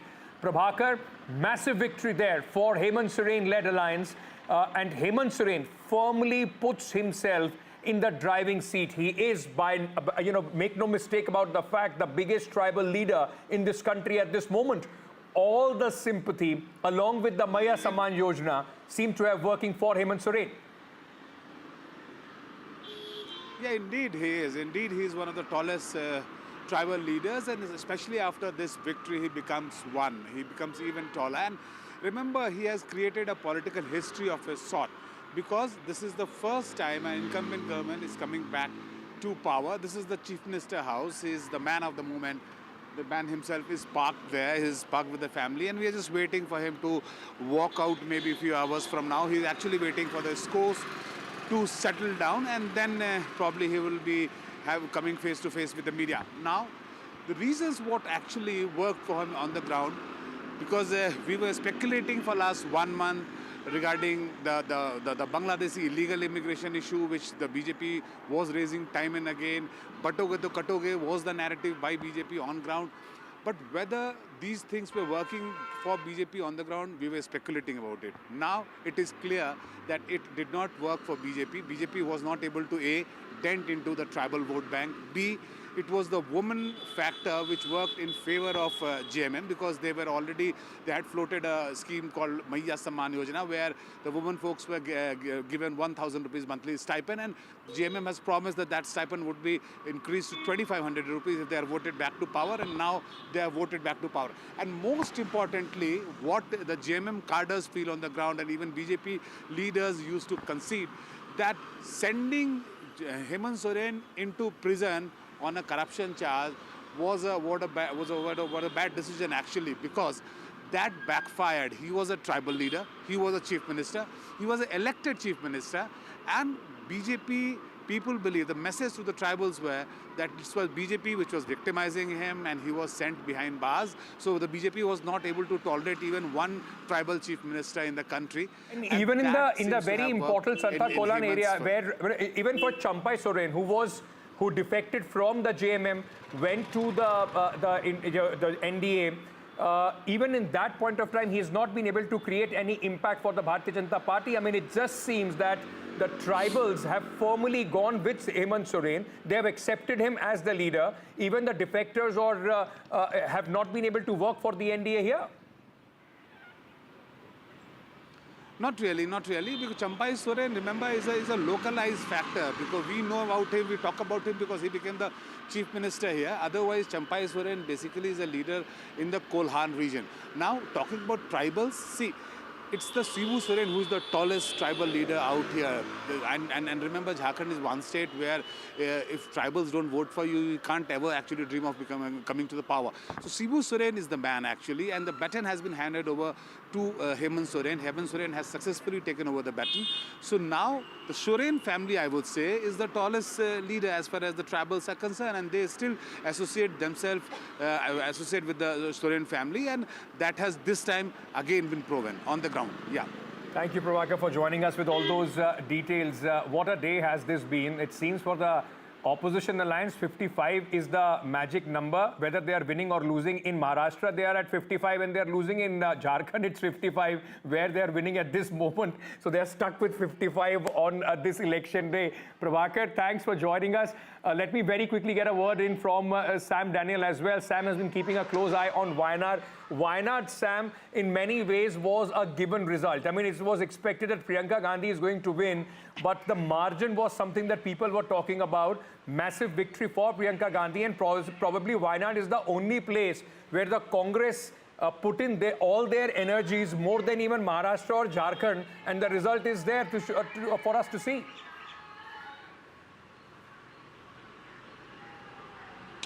That's right, Ankit.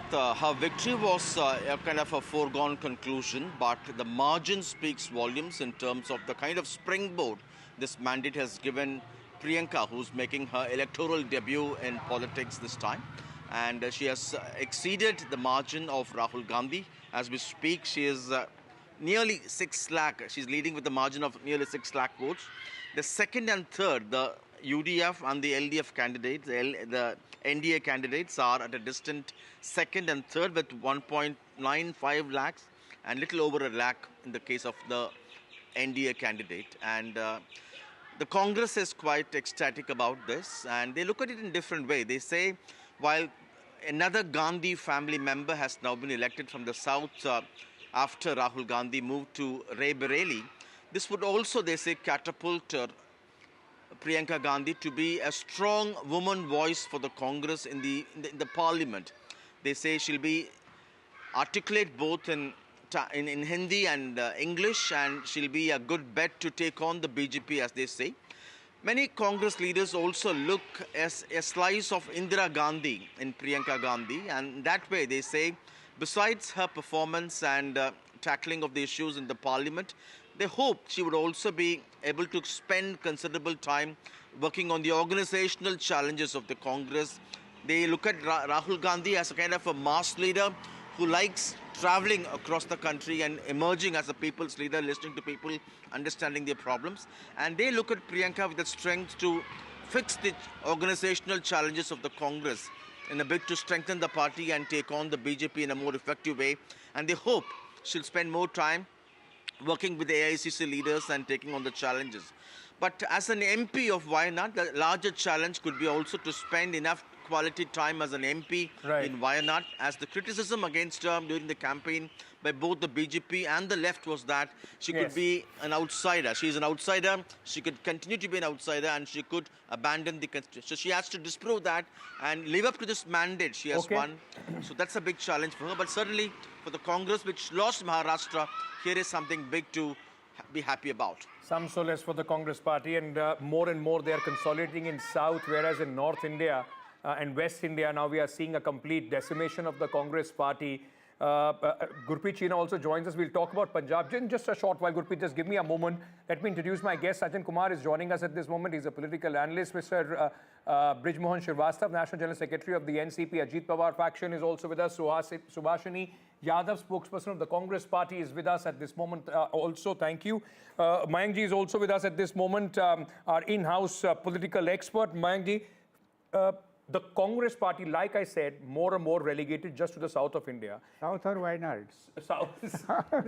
Also, right now Telangana and Karnataka is with them. They've won all the 3 bypolls in Karnataka. But the fact remains, if you look at and analyze the numbers like you have been doing, even in terms of the vote percentage, this is warning bells for the Congress party after Hindi heartland states in Maharashtra as well.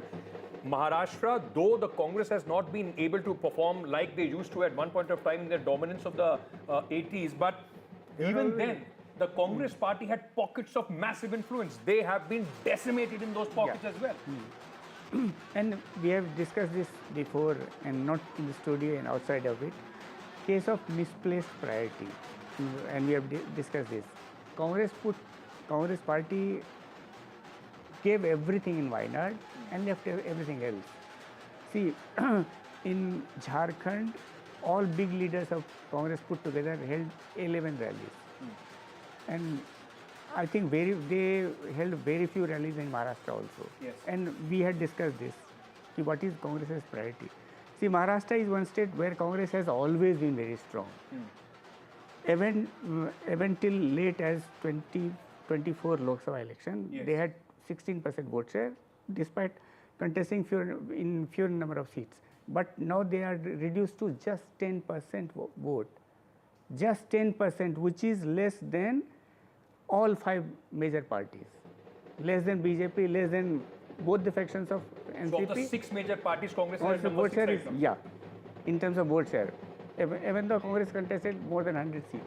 So this is stunning reversal or stunning rejection of the Congress. Would you attribute that largely to the way the performance of the Mahavikas Aghadi has been, the Congress party not being... Congress has pulled everybody down. Congress has let its allies down. Maharashtra is rejection of Congress. It has never happened before. Maharashtra is rejection, and because of negativity around Congress, everybody else failed.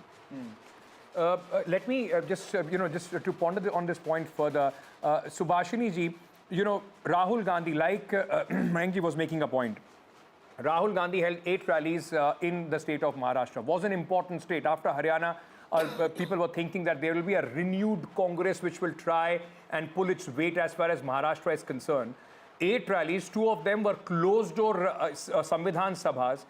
Has the Congress party, in fact, relied too much upon the narrative that they had 5 months back in the Lok Sabha election, not been able to reinvent itself, and the BJP has learned from what happened in 2024 Lok Sabha and has completely decimated the Congress party? The situation is that none of the opposition would not even have a leader of opposition in the Assembly of Maharashtra.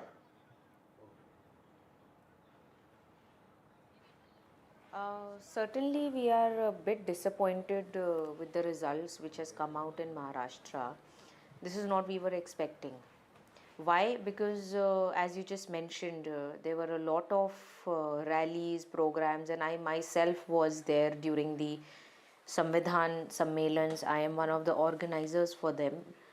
We got the support of the people. And it was a narrative set by BJP that they will be changing the constitution. And their leaders used to say it during the general election, and they themselves took this back and they took their Nara back, Ab ki baar 400 par. It was the reason why, because there was a threat to constitution. Our leader, Rahul Gandhi ji, is adamant to safeguard the constitution, and he has taken this promise that whether his life is there or not, but he will be protecting the constitution. It's not about how it has worked amongst the people in Maharashtra or anywhere else. It's about when we were on the ground, people supported us. They were organic people who attended our programs. We did not manage anything like how we saw a few days ago. The people of Maharashtra, BJP Maharashtra leaders were distributing money. So we were not managing things. We were fighting on the ground. Now, whatever the results have come, with due respect, we accept this and we are disappointed. We will get back to the drawing board and we will check whether where we have not, fulfilled the gaps, and we will again come back. Your own supporters, definitely even this for is your own disappointing, supporters, your but, party cadre, not every. after Haryana, much more would have been expected from the Congress party. I mean, you are saying, all those factors, money and all. People have answered that. No, People have agree. answered those questions. Is it time for the Congress party just not to go back to the You drawing never board, know. but No, also you to think how they cannot, want to lead the kind of issues they want to pick up? I would like to intercept in this that it is not like that it has not worked. You never know what changed the tide. Your media channels were showing that we are winning Haryana. Till last minute. The media channels were showing till yesterday we were neck to neck. We also rely on the surveys, the same survey which you conduct amongst the people. The party also rely on those surveys. But whatever the elections feedback are we not were fought in getting, the it was television like studios, that they are only, fought on that the ground. At this moment, it anyway seems that around. on the ground, the people of Maharashtra has completely rejected They you. are I'm just fought going to come back to you. I gave my view on that. I agree with you. I agree with gave you. my It's a view tough on day that. for We the fought the Congress. I elections on understand the that, ground. Just We give me a went to moment. the people, and the people, wherever we went, people were supporting us. Okay. People said that we are going to change this government. If something has happened, of course, we will sit and look into this. Ma'am, I am not just accepting something, this is the as I said, a defeat. I am tsunami not of saying that we are not proportions that accepting Maharashtra it. has not seen in a very, very long time. Absolutely. Gurpreet, our colleague, is also joining us. Maria joins me at this moment as well. Gurpreet, very quickly, a word on Punjab. Aam Aadmi Party leading on 3, Congress on 1. There also the incumbent, and it was also a prestige battle for Bhagwant Mann. A lot of questions were asked about his leadership. For the Aam Aadmi Party, this will be, and especially for the Chief Minister, some sort of vindication, isn't it? Well, yes, of course, in Punjab we have seen crucial 4 bypolls are happening, and if we can talk about Aam Aadmi Party, in 2 bypolls they have already been won the election, and now in the 3rd election from where we are reporting at this point of time, showing these visuals from the Giddarbah, where we can see that huge number of the supporters from Aam Aadmi Party, they have already been reached here, and we are joining us son of Dimpy Dhillon, who is the candidate from Aam Aadmi Party, who is winning at this point of time. How do you see this victory in Giddarbah? Because before that, we have seen Congress bastion here, and before the Congress, it was the Akali bastion here. So, no Aam Aadmi Party is able to make base here. How do you see this victory? First of all, I would like to thank the people of Giddarbah who have made us win today in a huge margin, with a huge margin. And the people who call themselves like the upcoming CM, like our opposition of Congress used to call himself the upcoming CM. You are talking about the Congress chief Amrinder Singh Raja? Yeah. In his own mind, he was the upcoming CM.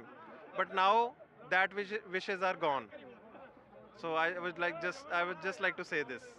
Your Dadiji has also made an appeal to the people of this constituency, and that was very emotional appeal when she was talking to her. Do you think that has also worked in the emotions of this election? For sure, like my grandmother was very emotional in this election because For the last 2 times, like we were defeated, and she was very emotional when she campaigned in the city. But finally, God has listened to us today, and it's a very blissful day. And yeah. So thank you so much for talking to NDTV. So once I'll request my video to just show all these visuals from the ground. What is happening at this point of time? We can see huge number of Aam Aadmi supporters. They have already started celebrating the victory from Gidarba, and somewhere down the lane, what we have learned, Aam Aadmi Party says it seems the people had again given mandate, because out of 4 bypolls, three of bypolls, Aam Aadmi Party is Shifting able to focus win now. from the various constituency, and one Barnala seat. Right. Yes, we are shifting focus now from Punjab to Maharashtra, and we have a newsmaker joining us. Naresh Arora was the strategist of Ajit Pawar. Mr. Arora, congratulations on what will be seen as an election which has settled the NCP debate. Which way is NCP heading? It is Ajit Pawar who will be carrying forward the mantle of the party. Thank you, Maria. Thank you so much. I don't know about that settlement because elections do keep coming back in circles. But yes, for now, this round has gone to the Ajit Pawar faction. Naresh, hi Ankit this side. I just wanted to ask you, remember one interview I read about, I was seeing somewhere, and you said it is a change, Ajit Pawar. In 5 months, whatever happened in Lok Sabha, forget that. It's a change, Ajit Pawar. I have taught him how to smile. He's smiling more little these days, and Pink is going to work. So the Ladki Behna, Pink and Ajit Pawar, finally your strategy coming through. First of all, Ankit, thank you for noticing the interviews that I have given, but I have never said that I have made him smile. It's just that he has not been visibly smiling. So this time round, he was visibly smiling. He could be seen around smiling.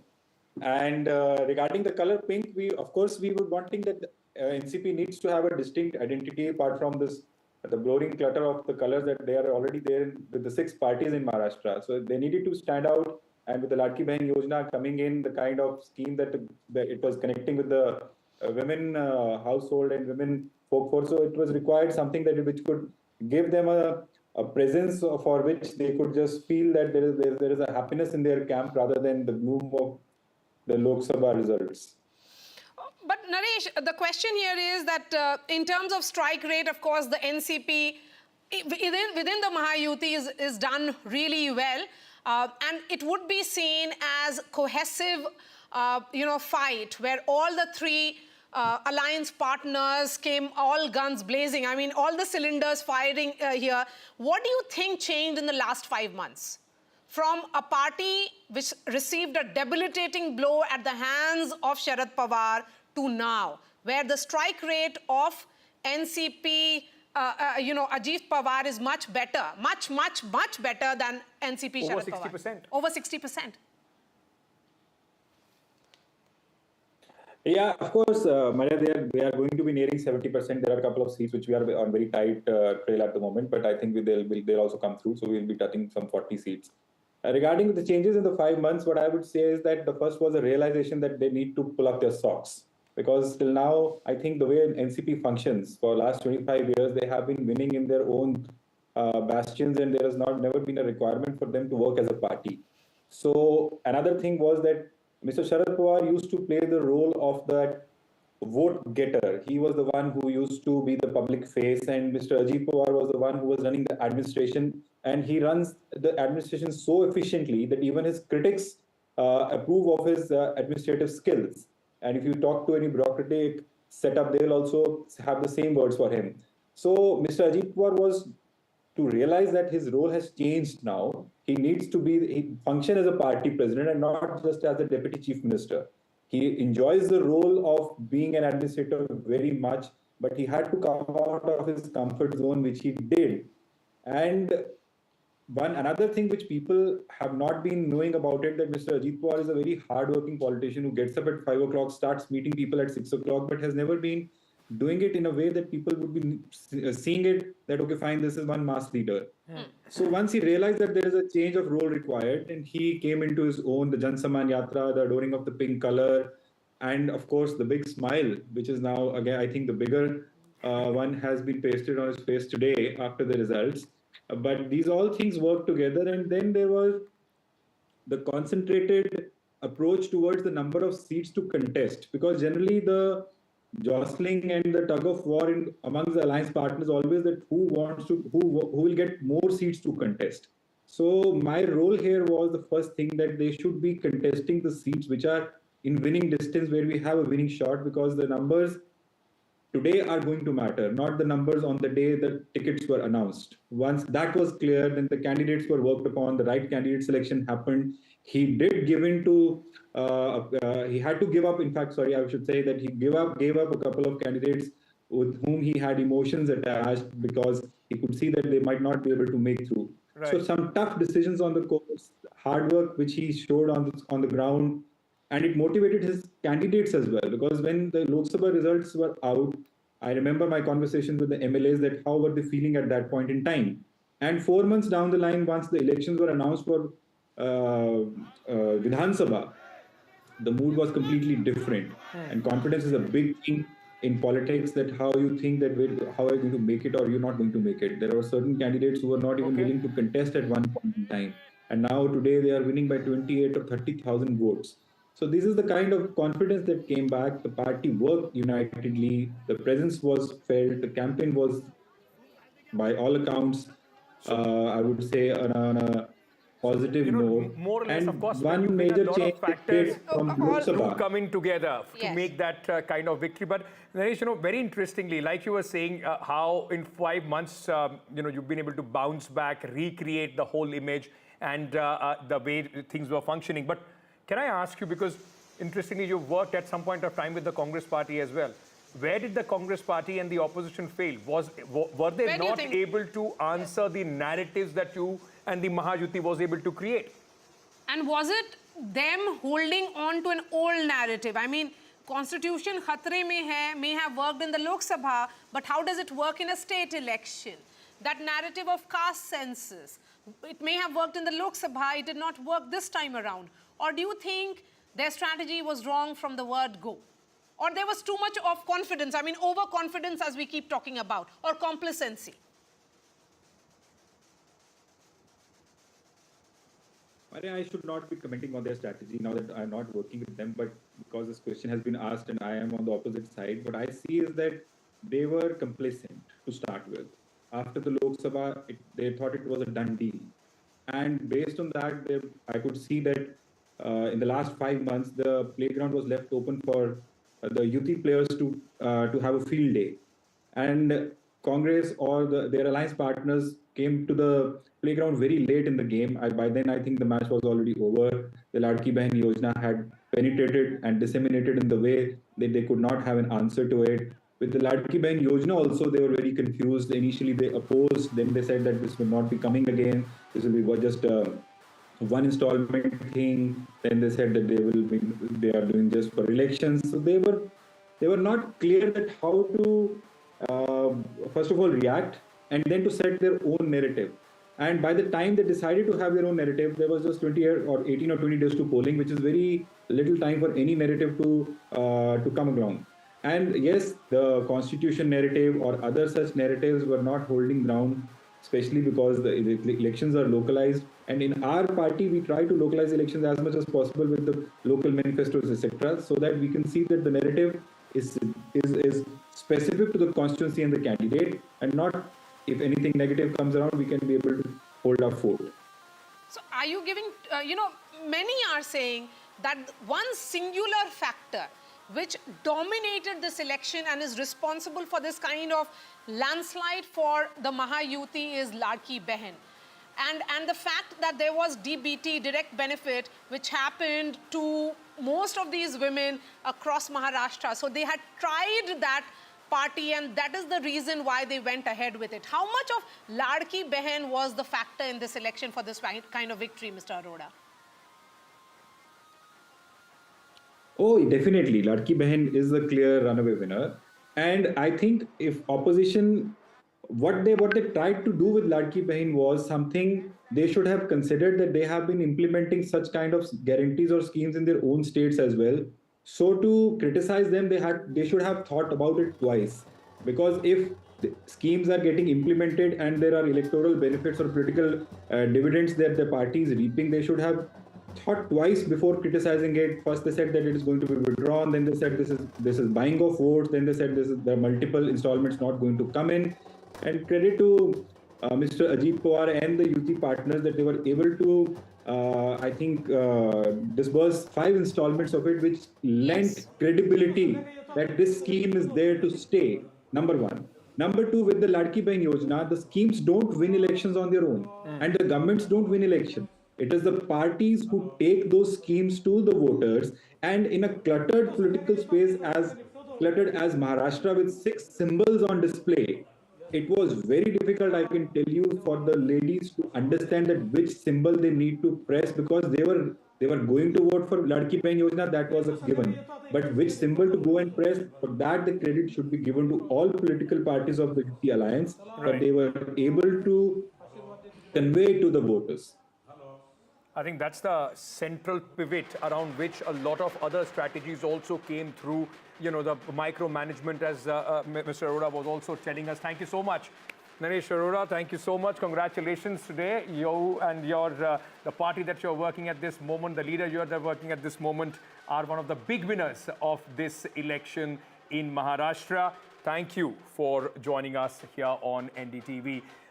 You know, Maria, very interesting. Like we were talking about the Ladki Bahin Yojana, it almost now has become like some sort of a textbook case for any incumbent government. And huge recall value. Across Maharashtra, there were huge posters, be it of the BJP, be it of Ajit Pawar's NCP, or of Shiv Sena. Everybody had 1,500 rupees and the party symbol and the faces. Because they understood if the pink voters, the women voters come out in their favor, the X factor are the women voters. Let's not forget, it's the same Maya Samman, which has actually got Hemant Soren that victory, that emphatic victory in Jharkhand. And Sajjan Kumar, you know, let me bring you in on this.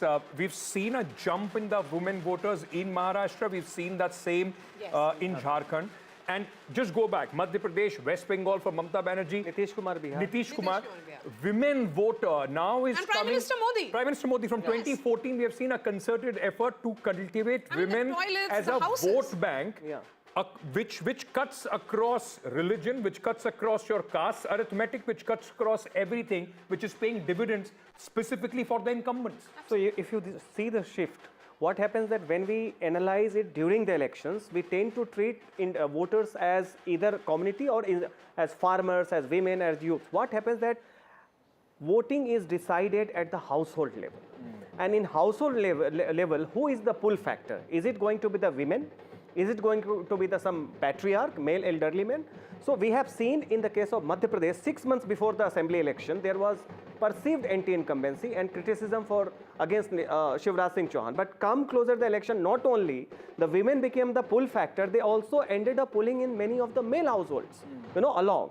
So the same thing happened in the case of Maharashtra, because the extent of victory clearly indicates that women did not just voted more for Mahayuti, but they also influenced the voting behavior within their household of the male members. Maria has to go, but before Maria leaves, let me ask you this. In a way, this election result, and Subhashini, I'm just coming to you, in a way, this election result once again reinforces the fact that whether it's the 2024 Lok Sabha election was indeed an aberration. Yes. And the BJP has the ability to learn and bounce back, something that we are at this moment not seeing in the opposition parties, especially the key opposition party, that is the Congress. Yes, absolutely. BJP knows how to do course correction because they have the nuts and bolts of party which works on the ground. They get feedback from the ground. These are netas which are not parachuting in and out of Delhi. They believe in issues which will resonate with the janta. And I think welfareism, yes, but that faith that here is Prime Minister Modi at the center and a BJP plus government in Maharashtra, which can ensure double engine. So, you know, across Maharashtra, what was palpable there was, Ankit, stability. Yeah. Buzzword was stability, a government that will complete 5 years in office. They had this faith that Prime Minister Modi's governance model will ensure that there is infrastructure projects in urban centers, Yes. and the concerns, be it of farmers, be it of women, and of various voting blocks are addressed. And what added was Eknath Shinde, almost like a pepper on this cherry on the cake, I would say, where he ensured that the Maratha constituency, because he himself was a Maratha, a Maratha addressed the concerns of the Maratha constituency and completely neutralized that entire talk of the Maratha agitation. The Marathi Manus that the Shiv Sena stood on, that pillar, has been completely taken off under the feet of Uddhav Thackeray, even in a Worli seat where there is a concentration of a large Marathi-speaking population. Aditya Thackeray is finding it very tough. I mean, last I checked, he was trailing by about 600 votes. I have to take a very quick break. Subhashini ji, I just need a moment from you. Once I come back from this break, okay, she's left. Tough day for the Congress party, but let me say, Jharkhand also, ladies and gentlemen, don't forget, Maharashtra, of course, a victory of mammoth proportions. But in an 81-member assembly, Hemant Soren is making a comeback with 56 members at this moment. And that's also a huge victory. But that is also because of Hemant Soren and JMM, not as much as the Congress party. Sure, but so it also tells you the bigger narrative of 2024 as we end the last result day of 2024. Don't count the regional satraps out yet. It's not all done and dusted. Like after 2024 election, people started saying it's once again going back to the bipolarity.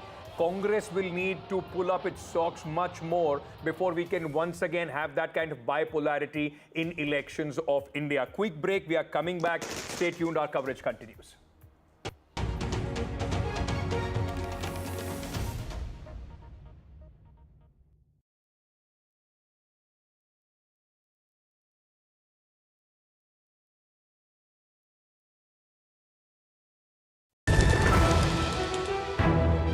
हम ये चुनाव विकास के मुद्दे पर लड़ रहे हैं. Let them come for an open debate with me. I've challenged Eknath Shinde multiple times. Congress is in the worst situation in this state. Mahayuti में भी इससे ज़्यादा dispute है. Everything is fair in love and politics. Vote देने वाले ही जिताने वाले हैं ना. So we worked on 4 options.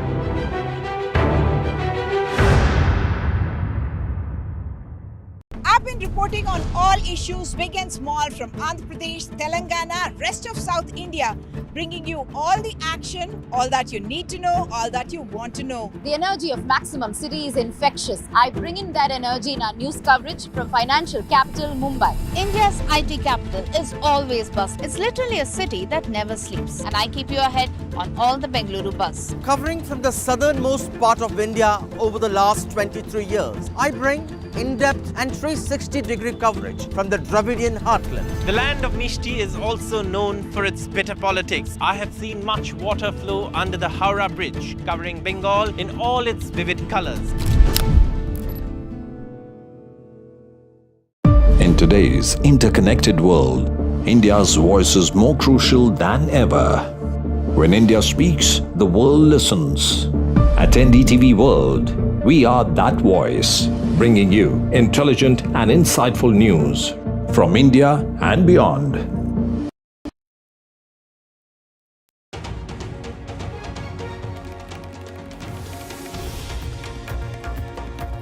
Welcome back. The big result right here on NDTV. 2 important state elections ending the election cycle of 2024. Maharashtra and Jharkhand, where Maharashtra and Jharkhand both have given a very clear, emphatic mandate, a tsunami for the Mahayuti in Maharashtra and a fantastic way for Hemant Soren in Jharkhand as well. 56 seats out of 81 assembly and 230 is where the Mahayuti is sitting. BJP clocking in their best ever performance in the state of Maharashtra.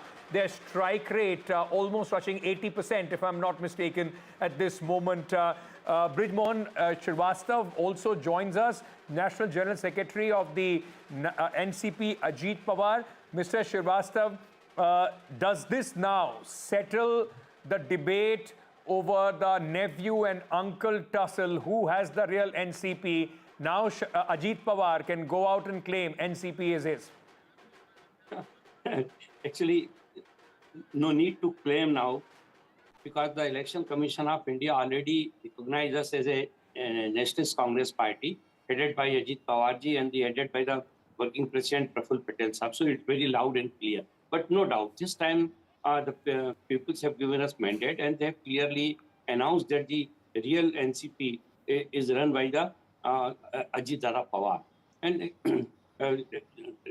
this election has also given a clear-cut mandate to the Mahayuti leadership that work for Maharashtra and keep all promises, whatever we have done with the peoples, should be work for them to get the result of those promises. And on behalf of through your channel, I want to assure the voter of Maharashtra that whatever they have given us, we are very thankful to them.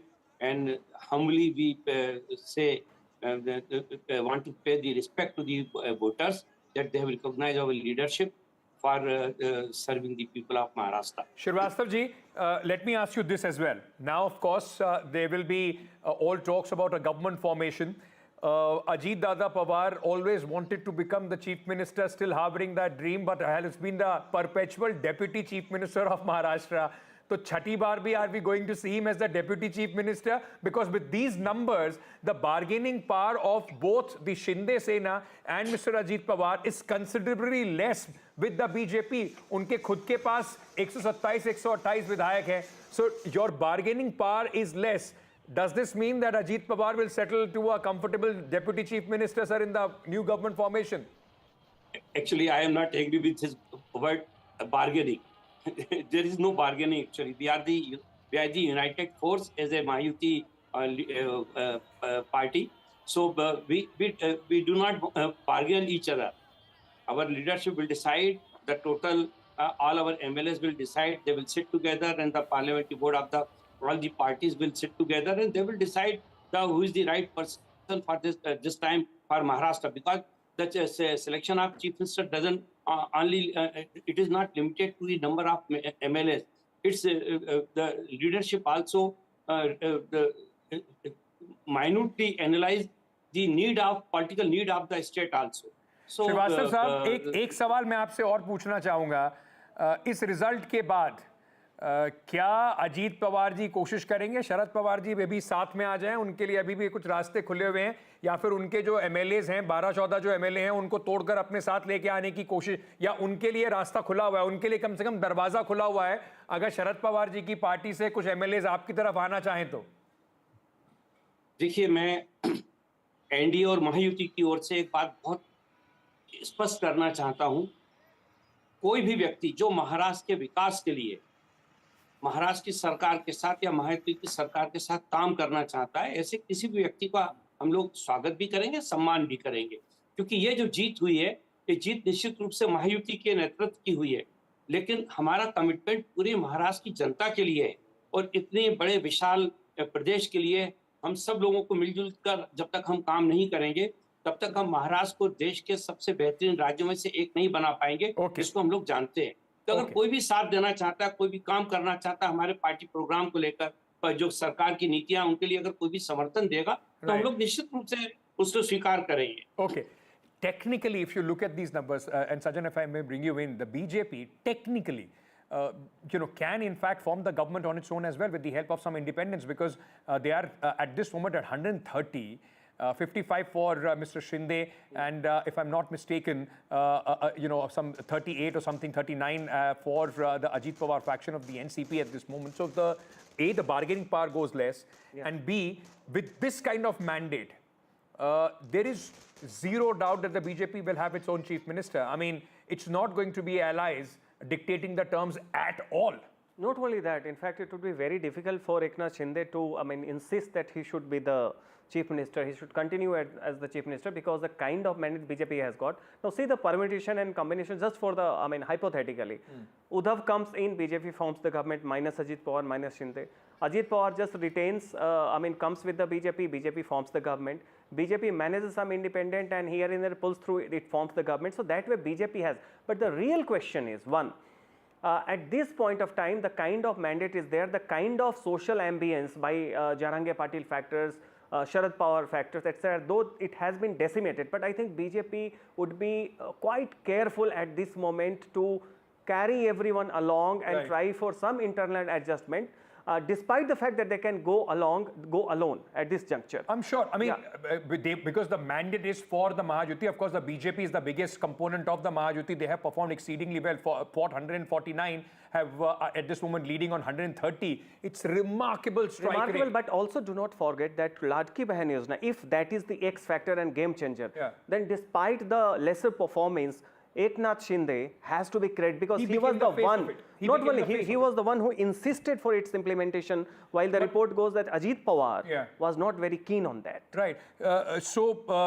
One factor is that, but let me also ask you this, larger ramifications or indications of this result, both Jharkhand and of course Maharashtra.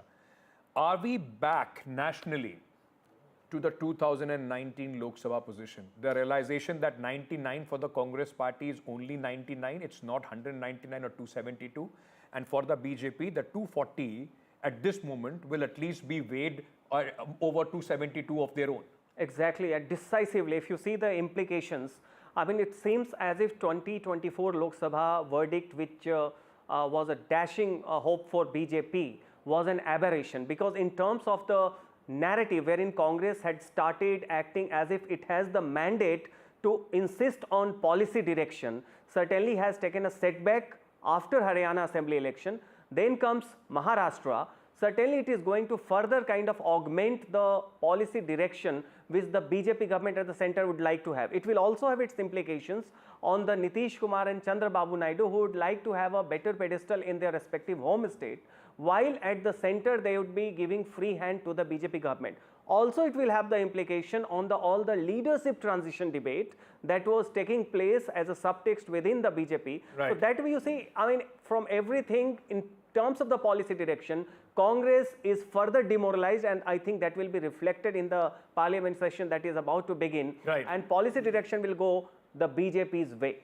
If you leave the southern states, you know, Karnataka, Tamil Nadu, of course, they are in government with an alliance, but Karnataka and Telangana, the Congress party still, despite the fillip that they got after the 2024 Lok Sabha election, is finding it extremely tough to take on the BJP on its own.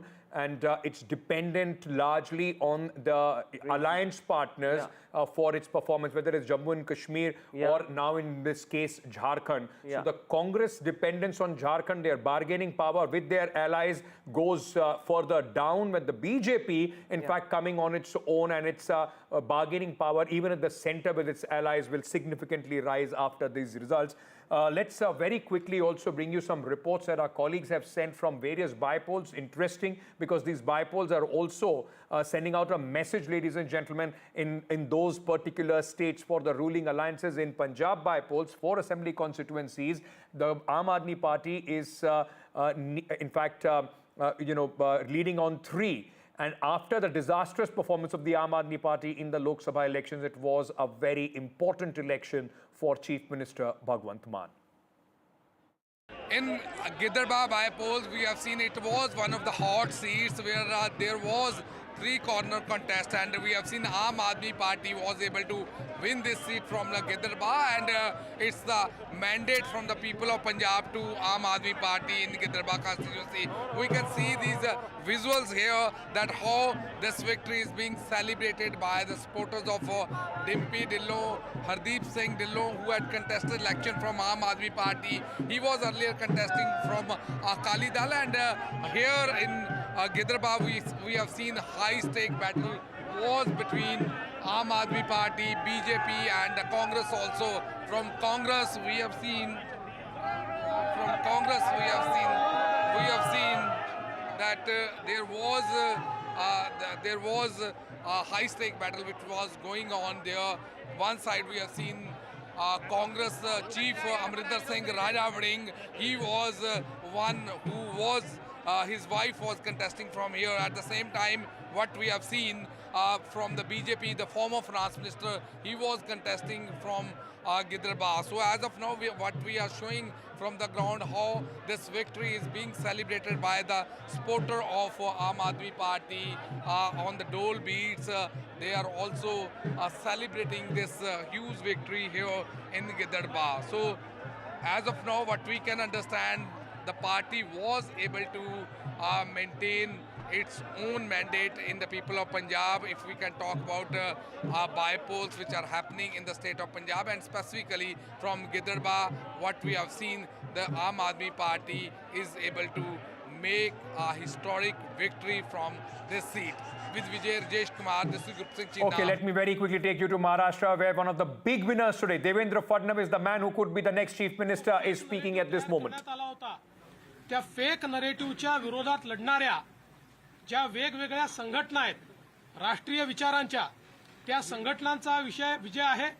आणि विशेषतः जे मतांचं ध्रुवीकरण करण्याचा प्रयत्न या महाराष्ट्रामध्ये महाविकास आघाडीने केला होता, त्याच्या विरोधात लोकांमध्ये जनजागृती करणारे आमचे विविध पंथांचे जे संत आहेत, त्यांचा देखील हा विजय आहे की ज्यांनी महाराष्ट्राला एक ठेवलाय. अशा सगळ्यांचा हा खऱ्या अर्थानं विजय आहे. गावामध्ये, पाड्यामध्ये, तांड्यामध्ये, वाडीमध्ये, वस्त्यांमध्ये सगळीकडे जाऊन ज्यांनी हा अलख जगवला त्यांचा विजय आहे.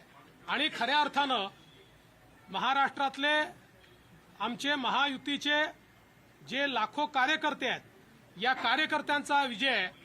माननीय मुख्यमंत्री एकनाथराव शिंदेजी, मी, अजितदादा, आमचे रामदास आठवलेजी, आमचे सगळे मित्रपक्ष, आमच्या एकजुटीचा हा विजय आहे. त्याच्यामुळे मला असं वाटतं की प्रचंड मोठा अशा प्रकारचा विजय आज मिळालेला आहे. या निमित्ताने मी निश्चितपणे आमच्या देशाचे गृहमंत्री अमितभाई शहा यांचे देखील मनापासून आभार मानतो की ज्यांनी या ठिकाणी महाराष्ट्रामध्ये येऊन आमच्या कार्यकर्त्यांमध्ये ऊर्जा भरली. He was here to instill a lot of energy in all our volunteers. आमचे राजनाथ सिंह जी असतील, Nitin Gadkari ji Not just him, Rajnath Singh, Nitin Gadkari, all the national leaders अतिशय चांगल्या प्रकारे मार्गदर्शन केलं. helped us a lot throughout this process. या ठिकाणी आमच्या महाराष्ट्रामध्ये पियुष जी असतील, भूपेंद्र जी असतील, आमचे सगळे especially Maharashtra, Mr. Bhupendra, Piyush, Goyal sir, all of them were very instrumental in getting all of the volunteers together and helping us win the election.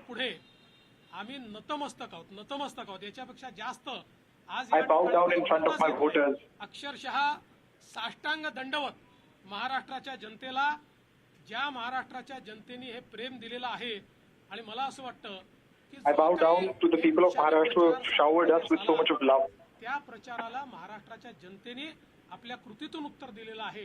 आणि म्हणून अशा जनतेने They tried to run a lot of negative campaigning, but the people of Maharashtra gave an answer to them through their action, through the ballot paper.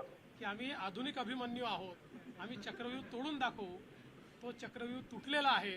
आणि They tried to put in a chakravyuh for us, but we are the modern Abhimanyu. We know how to break the chakravyuh.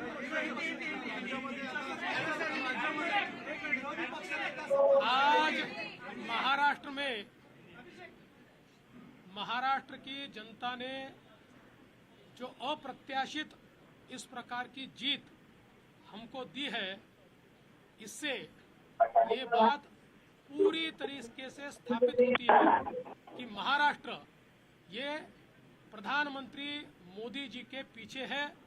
और मोदी जी ने जो नारा दिया था, एक है तो सेफ है, इस नारे को यथार्थ में लाते हुए महाराष्ट्र के सभी समाज के सभी लोगों ने एकता दिखाते हुए महाराष्ट्र में मतदान किया है. और इसके कारण ये इतनी अच्छी जीत हमको मिली है. मैं विशेष रूप से हमारी लाडली बहनों का, लाडले भाइयों का, लाडले किसानों का, सभी का बहुत आभार व्यक्त करना चाहता हूँ. लाडली बहनों ने तो बहुत आशीर्वाद हमको दिया है, जिसके कारण हम लोग निश्चित रूप से एक अच्छा विजय यहाँ पर संपन्न कर पाए. इसके साथ साथ लोकसभा में जिस फेक नैरेटिव को तैयार किया गया था और यहाँ पर जिन ताकतों ने अराजकता के माध्यम से फेक नैरेटिव को परकोलेट किया था, उनके खिलाफ लड़ने वाली सारी जो राष्ट्रीय ताकतें थी, जो राष्ट्रवादी विचारों की जितनी हमारी ताकतें थी, वो सारी ताकतों ने मैदान में उतरकर उस फेक नैरेटिव को समाप्त कर दिया। इसलिए उन सभी संगठनों का भी मैं आभार व्यक्त करता हूं जिन्होंने ये करके दिखाया। साथ साथ महाराष्ट्र में जो पोलराइजेशन का प्रयास किया गया था और किसी जाति विशेष धर्म विशेष को एक धर्म विशेष को पोलराइज करने का जो प्रयास किया गया था, मुझे लगता है वो प्रयास सफल नहीं हुआ, क्योंकि महाराष्ट्र में एक बहुत बड़ी परंपरा है, संतों की परंपरा है। इस परंपरा का निर्वाह करने वाले अलग अलग पंथों के जो हमारे सारे साधु संत हैं, उनका भी आशीर्वाद हमको मिला, जिन्होंने बिल्कुल गांव-गांव तक जाकर अलख जगाया और एक रहने का संदेश दिया, जिसके कारण मैं ऐसा मानता हूं कि एक बहुत अच्छा विजय हमको मिला है। विशेष रूप से हमारे मुख्यमंत्री एकनाथ शिंदे जी, उप मुख्यमंत्री अजितदादा पवार जी, रामदास अठौले जी और हमारे साथ की जितनी छोटी पार्टियां हैं, हम सब लोग एक साथ रहे, एक साथ मिलकर हमने ये काम किया। इसलिए मैं ऐसा मानता हूं कि इस एकता का ये विजय है, जो हमारी महायुति थी, अभेद्य इस प्रकार की महायुति थी, महायुति का ये विजय है, ऐसा मैं मानता हूं। और साथ साथ मैं हमारे प्रधानमंत्री जी का तो आभार व्यक्त करता हूं, उनके कारण ही हमको ये जीत मिली है। लेकिन हमारे देश के गृह मंत्री श्री अमित शाह जी, जिन्होंने महाराष्ट्र में आकर कार्यकर्ताओं में एक ऊर्जा का संचार किया, मैं उनका भी आभार व्यक्त करता हूं। हमारे राष्ट्रीय नेतृत्व हमारे नड्डा जी है, हमारे राजनाथ जी है, हमारे नितिन गडकरी जी है, इनका भी आभार व्यक्त करता हूं। हमारे जो चुनाव के प्रभारी है, हमारे जो महाराष्ट्र से मंत्री है, इन सभी का मैं बहुत दिल से आभार व्यक्त करता हूं कि पूरी पार्टी ताकत से हमारे साथ खड़ी हुई। और सबसे महत्व की बात है, हमारे नेताओं ने, हमारी पार्टी ने केवल बीजेपी की सीटों पर काम नहीं किया, हमारी पार्टी ने सारे के सारे महाराष्ट्र के जितने 288 सीटें थी, हमारे दोस्तों की सीटों पर भी काम किया। और मुझे ऐसा लगता है कि इसके कारण एक बहुत अच्छा यहाँ कार्य संपन्न हुआ। हमारे भूपेंद्र यादव जी, अश्विनी वैष्णव जी, हमारे शिवप्रकाश जी, इनका भी मैं आभार व्यक्त करता हूँ। हमारे यहाँ पर जो हमारे सारे अलग अलग प्रांतों से भी जिन लोगों ने हमको मदद की, उनका भी मैं आभार व्यक्त करता हूँ। हमारे पीयूष जी का मैं आभार व्यक्त करता हूँ, हमारे शिवराज सिंह चौहान जी का भी मैं आभार व्यक्त करता हूँ। मुझे ऐसा लगता है कि एक प्रकार से सामूहिक रूप से हम लोग जब उतरे, तो ये सामूहिक ताकत एक ऐसी ताकत बनी जिसने दिखा दिया कि महाराष्ट्र ये मोदी जी के ही साथ है।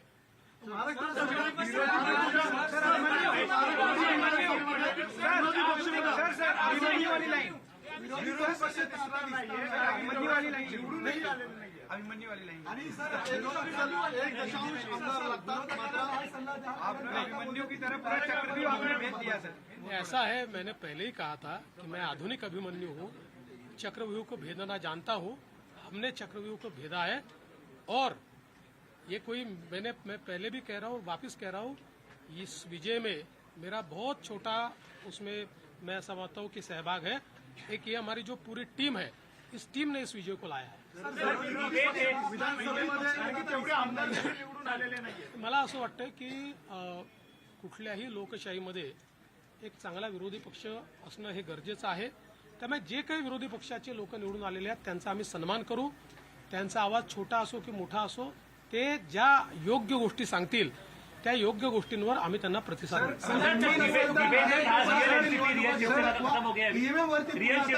मराठी हो जाना फिर ईव्हीएम वापर फोडताय, हिंमत असेल तर बॅलेट पेपरवर निवडणुका घ्या आता असं विरोधक म्हणतात। आम्हाला ते माहितीच होतं, जर झारखंड मुक्ती मोर्चा जिंकला तर तिथलं ईव्हीएम टॅम्पर प्रूफ परफेक्ट, एकदम जनमताचा कौल, लोकशाहीचा विजय।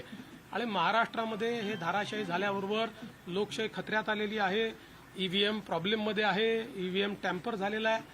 मला असं वाटतं की कुठेतरी अशा परिस्थितीमध्ये आत्मचिंतन केलं पाहिजे आणि खरी कारणं काय आहेत। मला काय त्यांना सल्ला द्यायचा नाही आहे, मी तेवढा मोठाही नाही आहे, पण कधीतरी त्यांना खरी कारणं काय आहेत याचा विचार करावा लागेल।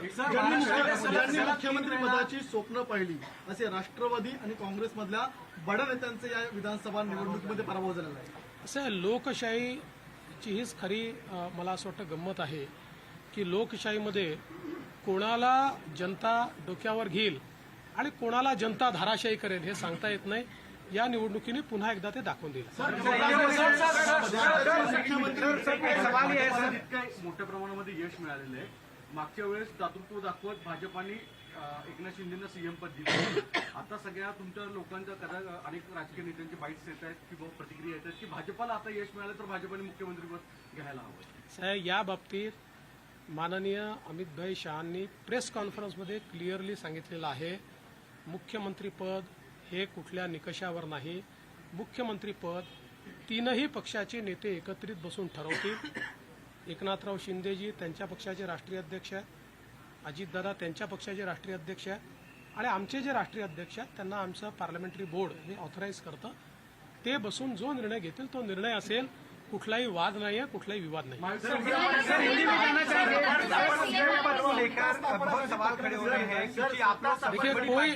सीएम पद क्या बीजेपी के खाते में? सीएम पद के ऊपर कोई भी विवाद यहाँ नहीं होने वाला, क्योंकि पहले दिन से ये तय है कि चुनाव जब संपन्न होगा तो चुनाव के बाद तीनों पार्टियां मिलकर इसको तय करेगी. हमारे नेता आदरणीय होम मिनिस्टर साहब ने प्रेस कॉन्फ्रेंस में ये बहुत स्पष्ट शब्दों में बताया है कि चुनाव के बाद तीनों पार्टियां बैठेगी और इसका निर्णय करेगी. अभी मैं ऐसा मानता हूं कि